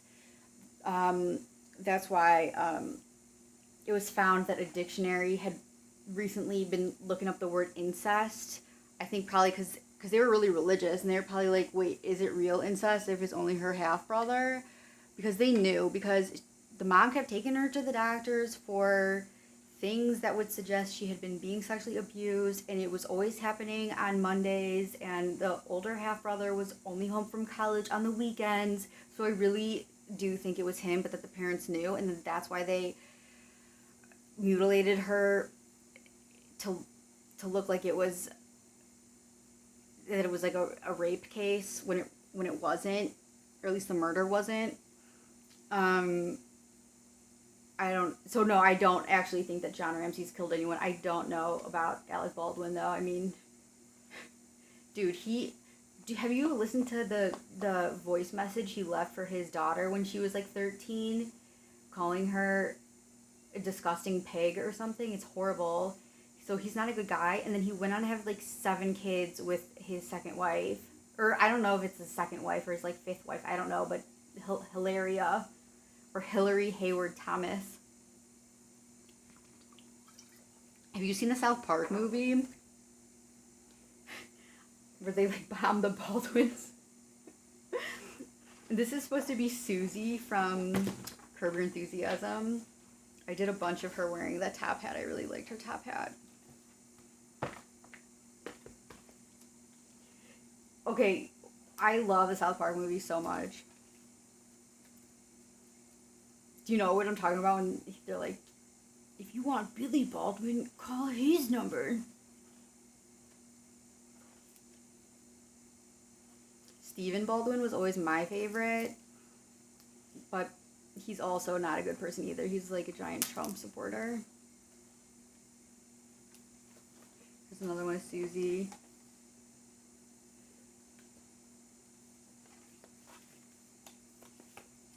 I think there's one of her in here too.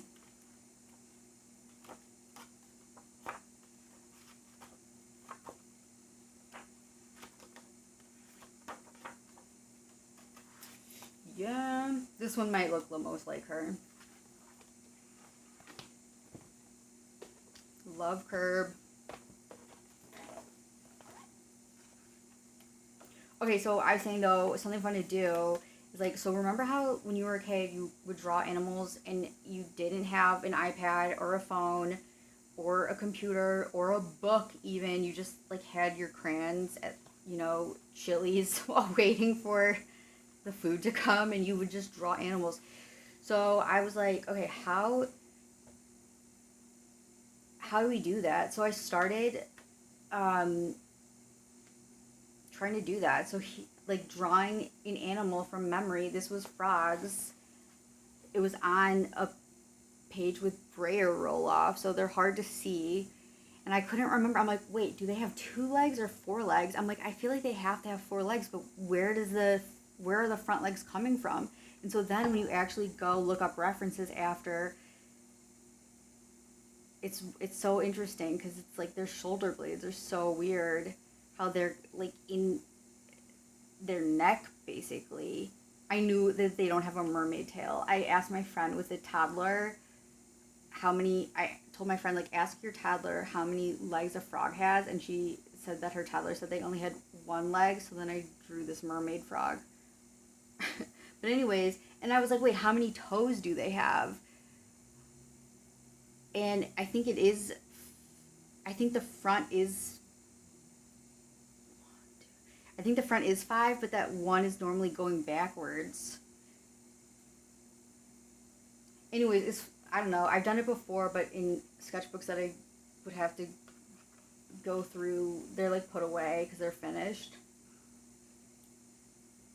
But yeah, it's fun to do that. I don't know. And then I feel like that's a really good way to use reference photos because then, that's a good point. You're so right. I didn't even think of that when I was drawing these. It's like a very faint frog right there too. But,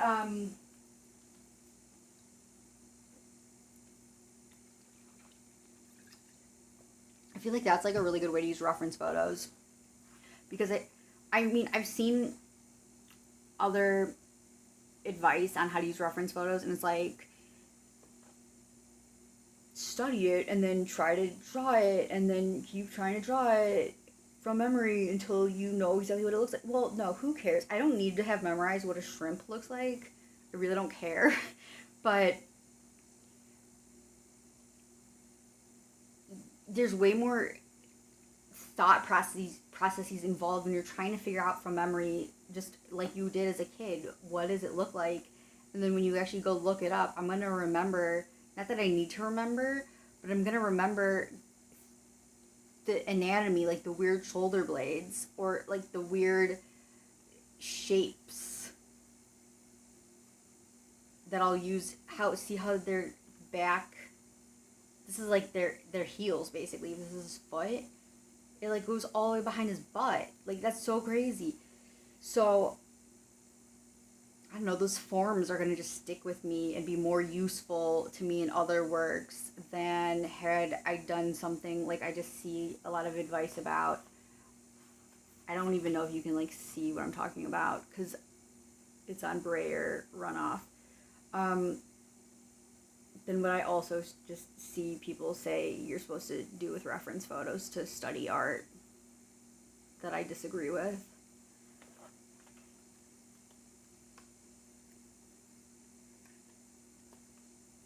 I forgot what else I was like. Oh, I guess I just pulled this up because of Patsy.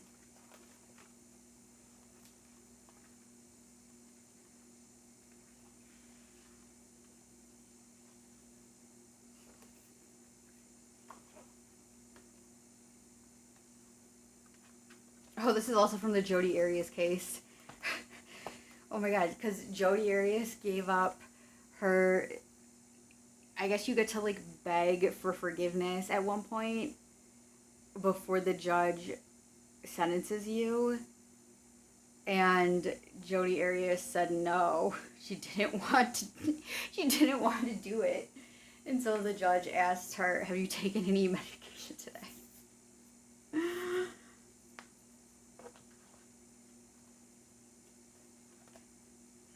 Just crazy stuff, man.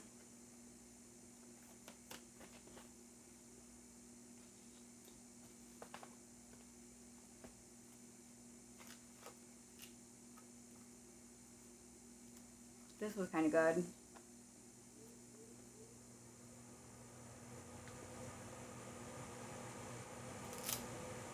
It was gouache, and I'm really bad at gouache, and I hate gouache, so like that's why this is kind of good. These perfume bottles were pretty good too. Oh, this one's really good on my cat. Yeah, it's good to... Okay, also, I mean, I'm just giving you advice as if you also do art. Do you do art?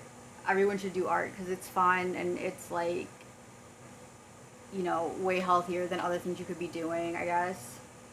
And I don't know, it's like fun to have these books. I mean, I like having books, I guess, but it's fun to have these, I don't know. But, okay, I don't think you should practice art though. I think that's dumb. I forgot what I was going to say though.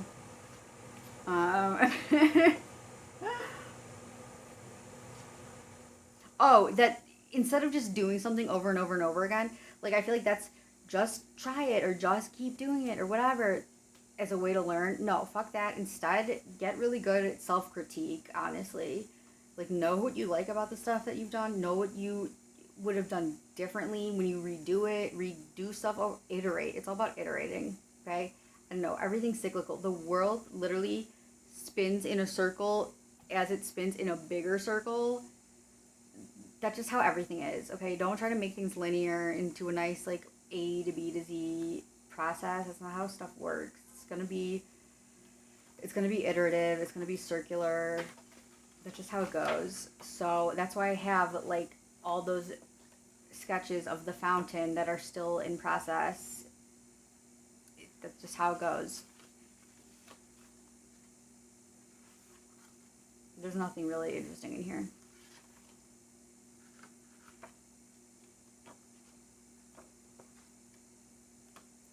What do you like to draw?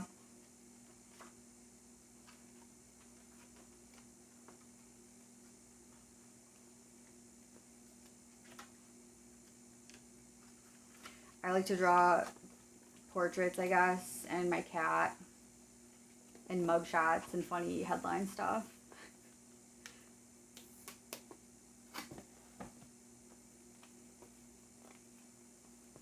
Dude, do you make like comic stuff?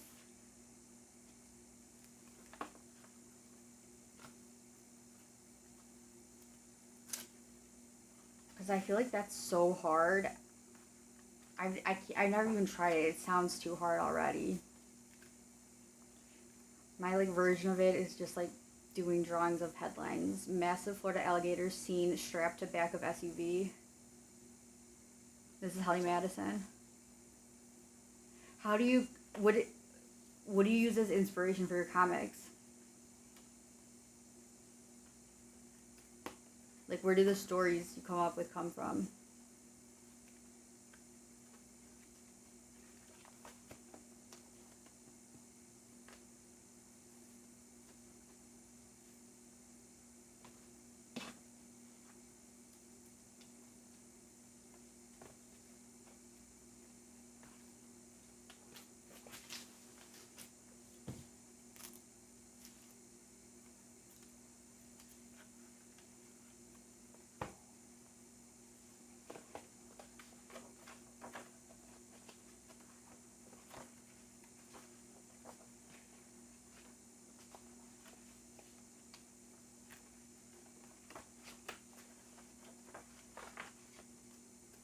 These apples were kind of good.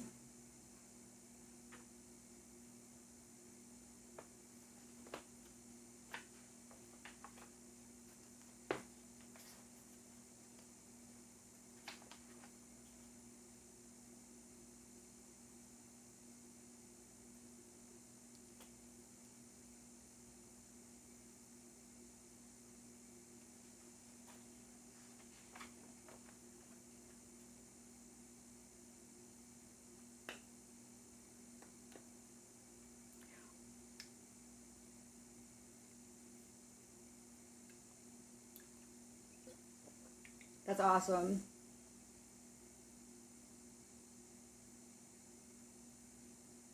How did you find me streaming? You're like the exact coolest person ever I would want to be talking to. Like, I can't believe this is already working.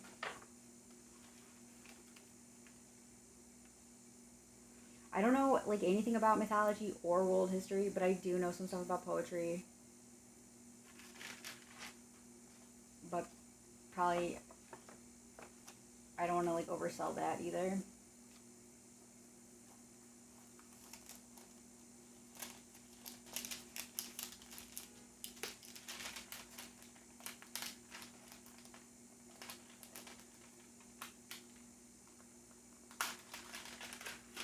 This was a study of a different artist's piece. But I do really like how it came out on the gray paper. Oh my gosh, thank you for that feedback.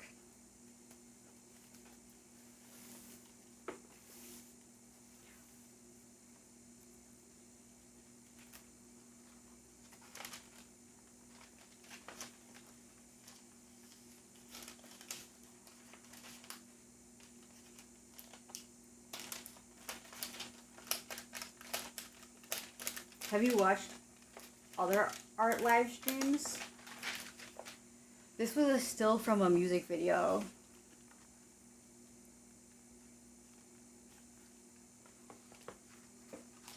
The female version of Prince, I'm forgetting her name right now. But like, that's what she's like kind of referred to as.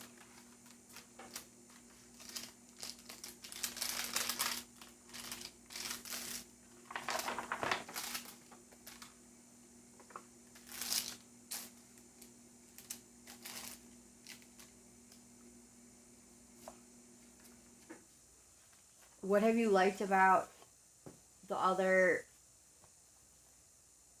art streams you've watched?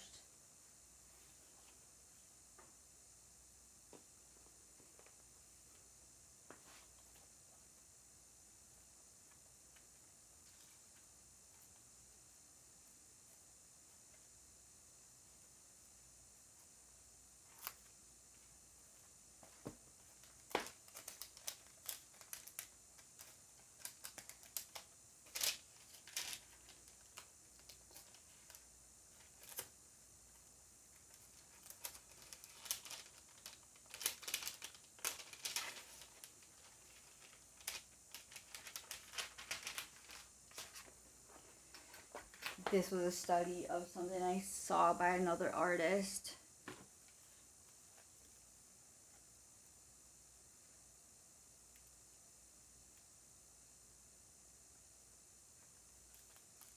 I really like trying to recreate soft pastels work because I can't really use soft pastels.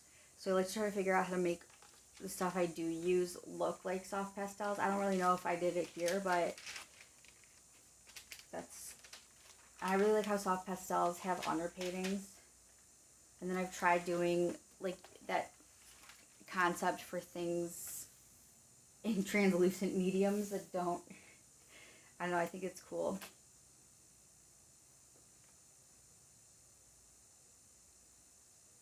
Yeah, I don't really do any digital, and I was doing art on here when I first started, but then I don't remember why. I think I just like finished the drawing or something. But yeah, I mean, I do art every day. I'm planning on doing this again tomorrow, if all goes according to plan. This is actually based on a thumbnail of, I didn't realize that it was a digital piece at the time that I saw the thumbnail and I liked the thumbnail and I wanted to recreate it. But this is actually based on a thumbnail of someone like doing this in Procreate. Of their like, I liked it because it looked like, let me get all the way the shadows. I liked it because it looked like a collage, but that it was not a collage, that it was just like meant to look like it was a collage. And I feel like I captured that really well. Yeah. I've been doing a lot of stuff with printmaking.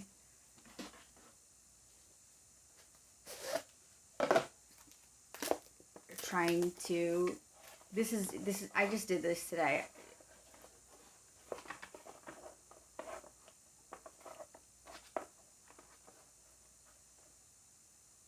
This isn't like meant to be anything. It's just like trying different stuff with printmaking for the things I do want to do with printmaking. Yes. Oh my gosh. I saw his drawing of a dog.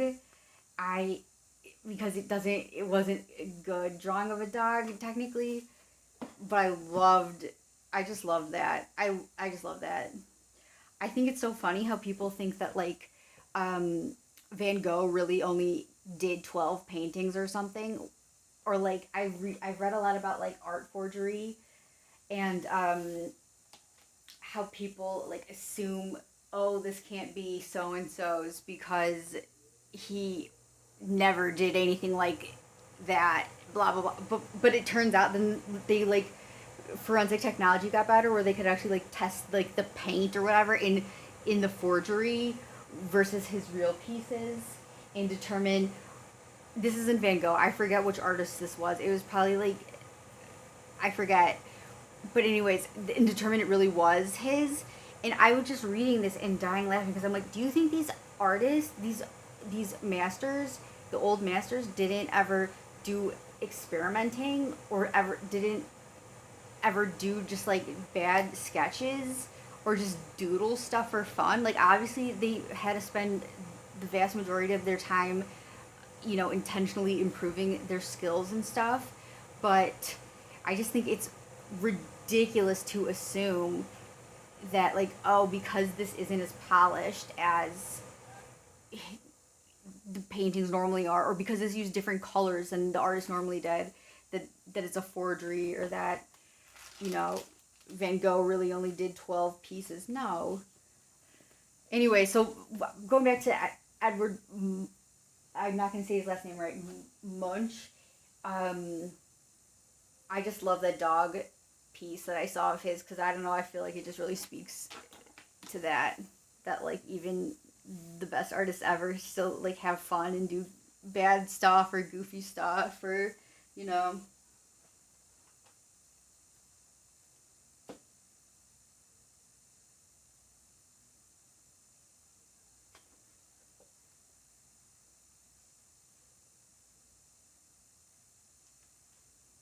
Oh yeah, I was gonna show really fast too. I'm probably gonna, I'm like already not like forming full sentences, so I'm probably gonna wind this down a little bit, but I was gonna pull over some of these experiments I have going on gel plates that I need to still pull the print. I haven't pulled them yet.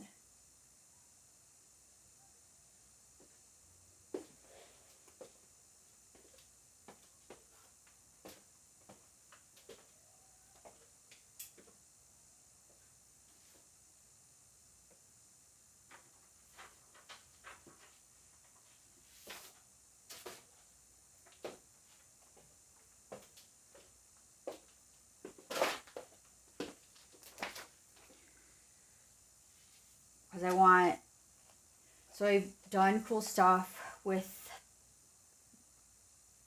printmaking with portraits. I can like pull those out later, like a different day. But because I'm putting stuff on so thick, what this side looks is completely different than this side. So because it's so thick though, when I've done this before, oh shit, you can see I'm putting like powder on this, right? Because I'm doing it so thick, and using like powder instead of paint.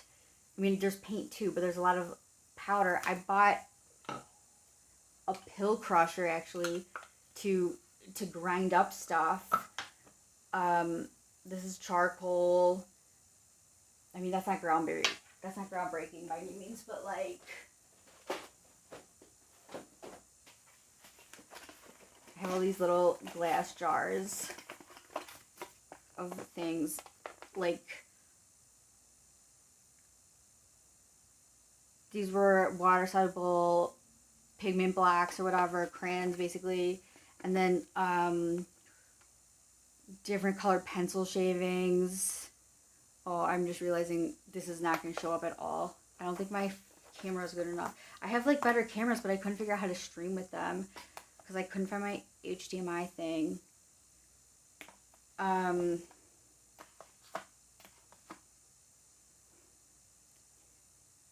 Is this at all?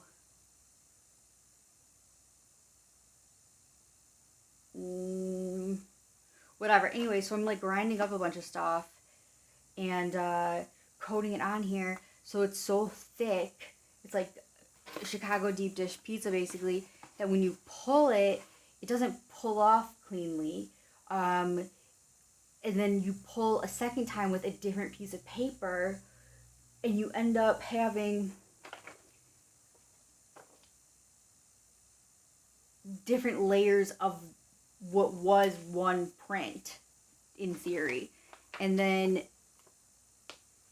I don't know if I'm making sense, I'm doing a bad job talking, but something that happened when I was doing these experiments, trying to, you know, continue doing that thing. I have a really good example of it working really cool because, okay, like the facial expression from the first pull to the second pull completely changed.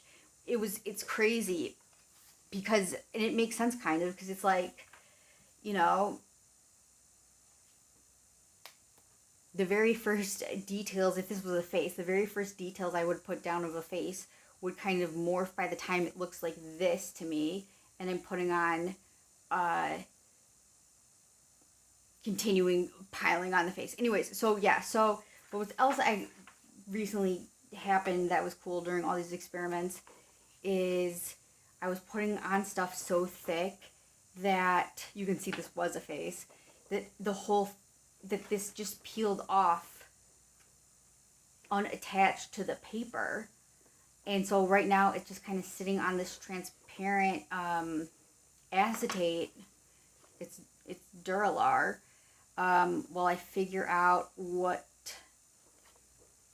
I'm gonna do with this. But I like want to be able, now I'm like, oh my god, how do I like because this is so cool that you can see both sides of, I'm doing such a bad job showcasing this. You can see both sides of the print despite my piling it on so thick. And I have the rest of the piece that did print onto the paper hung up, and it's like, okay, it's cool to, you know, put this on like a puzzle piece. How am I going to attach it to the paper? I don't know. These are things I'm working through. But, yeah. This is like the plate where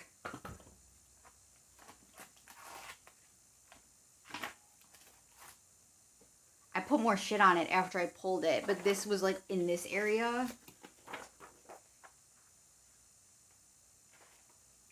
And then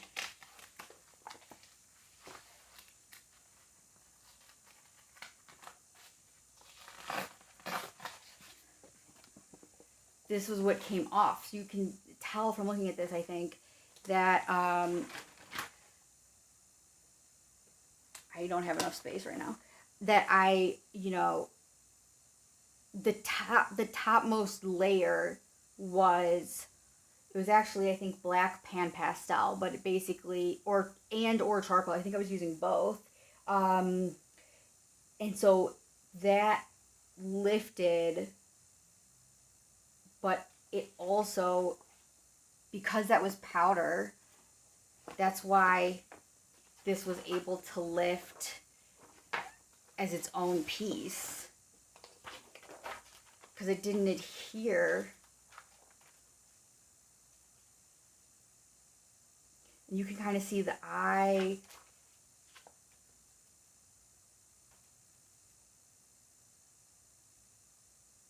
This wasn't even supposed to be an eye, but now, based on how it worked out, like, it kind of looks like that. But these are the nostrils. It's based on a photo I had taken a really long time ago of my baby bro when he was much younger. and I just really like it. But you can't really see anything on this anymore.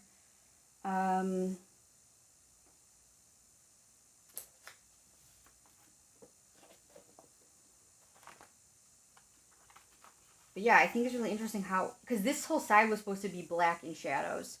But anyway, so like there wasn't even another eye to be seen. But I think it's kind of cool how now there's like this whole other face to be seen, because also the human brain sees faces and things, and it's actually a way, oh, his little mouth, you can actually, the way the brain works, whether or not you're seeing faces or something, can determine like different health problems. Like I was reading that like the way they can tell the difference in the brain between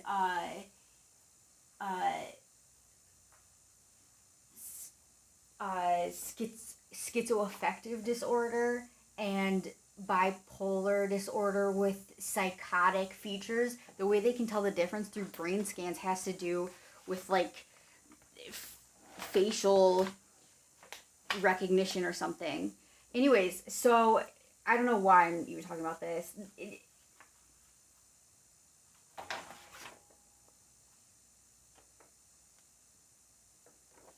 So this was what like the first layer looked like, and then you can see the last, and it was like a very crude charcoal drawing of his facial features, because I was expecting it to not come through. I was expecting it to look like it was supposed to be fine, that it was so crude, because it was going to be barely visible just through all these layers, you know. But then it, at least this piece, came off entirely on its own, and now it's like, whoa, you can see both sides. It's so crazy. I don't know. So I need to, I don't know, I'm still working through this stuff. More to come.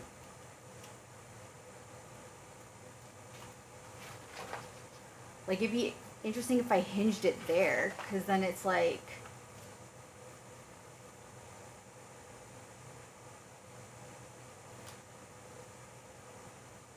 you know, the real image. But then this looks like it could have been on this side, even though it actually never was. That's what I like about printmaking. Just like the mirror image, like the reversal stuff, the seeing through. I don't know. There's just a lot of really like interesting things to me about printmaking. And there's just a ton of random shit on this, because I was genuinely just seeing which of my materials worked on the plate. And then I was like, okay, well, now that I like have this thick ass layer of everything I own on the plate, I should put a face on it. So then I took out like the charcoal and the pan pastel and like tried to put on my brother's face. And yeah, just interesting stuff happened. But you can also see how much this whole side didn't pull, and this was the whole part entirely in shadows. And again, I've like added this pink and blue paint. I added that just today because I'm like building up the layers again. But yeah.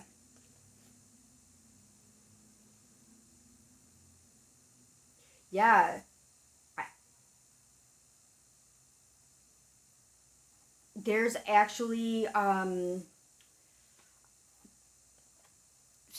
some guy, dude, I'm really bad at like names and stuff. Okay, I was watching a lecture on printmaking that was really good, and one of the people the speaker showcased did a lot of play with mirror images and hinged, and doing stuff like that, taking, these are monoprints, so you only get the thing one time really, but then like people who have more equipment and stuff and are fancier will do like etching and stuff where they can reuse the plates multiple times, and it's really cool to see like their initial sketches for the etching, and then the etching itself, which normally isn't like prominent when showing finished pieces from printmaking. but when artists do incorporate it, it's really interesting because it's like you have to think backwards.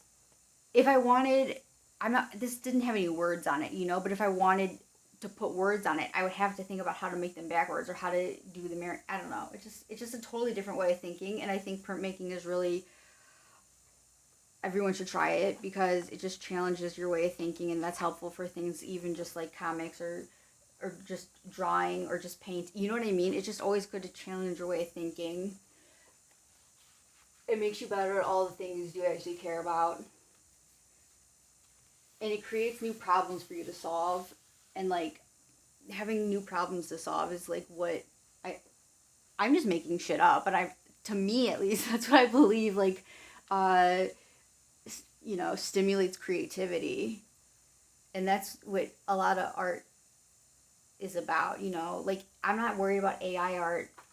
AI art will only ever be, I mean, I guess like the whole point of AI art is to become smarter than humans because it's supposed to be able to learn on its own. Well, bullshit, because we can only teach AI to learn as well as we know how to learn, okay? Like, just, dude, I was reading funny stuff about how, like, that what is it called? Chat GPT or whatever? The chat thing? After they released it to more of the public or whatever, it got dumber. And I'm like, no duh, because, like, the public is dumb. I forget what my whole point is. That, like, being able to be good at using your brain and to be good at learning and to be good at knowing how to get yourself to think creatively is, like, what makes us human in a lot of ways. It's not the only thing, but, like, I think it's a big one. You know? Like, technology is tools, but, you know, we still have brains. It's still, like, our jobs to think. Anyways, I'm just, like, making things up. Thank you for, you know, your questions and your interests and your recommendations. And for, you know, choosing my messy area to click on and to, like, chill out with me. You rock. I think I'm gonna shut, what time is it? I don't even know. I think I'm gonna shut down for tonight, but I do plan to do this again. Because I figure I might as well, because I'm, like, doing art all the time. And I don't know, I like to think that, I don't know, I haven't seen other people doing a lot of things that I'm doing. So therefore, it's like, well, maybe I do have something other people would be interested in. But yeah. Okay, have a good rest of your night. And hopefully I will see you again sometime.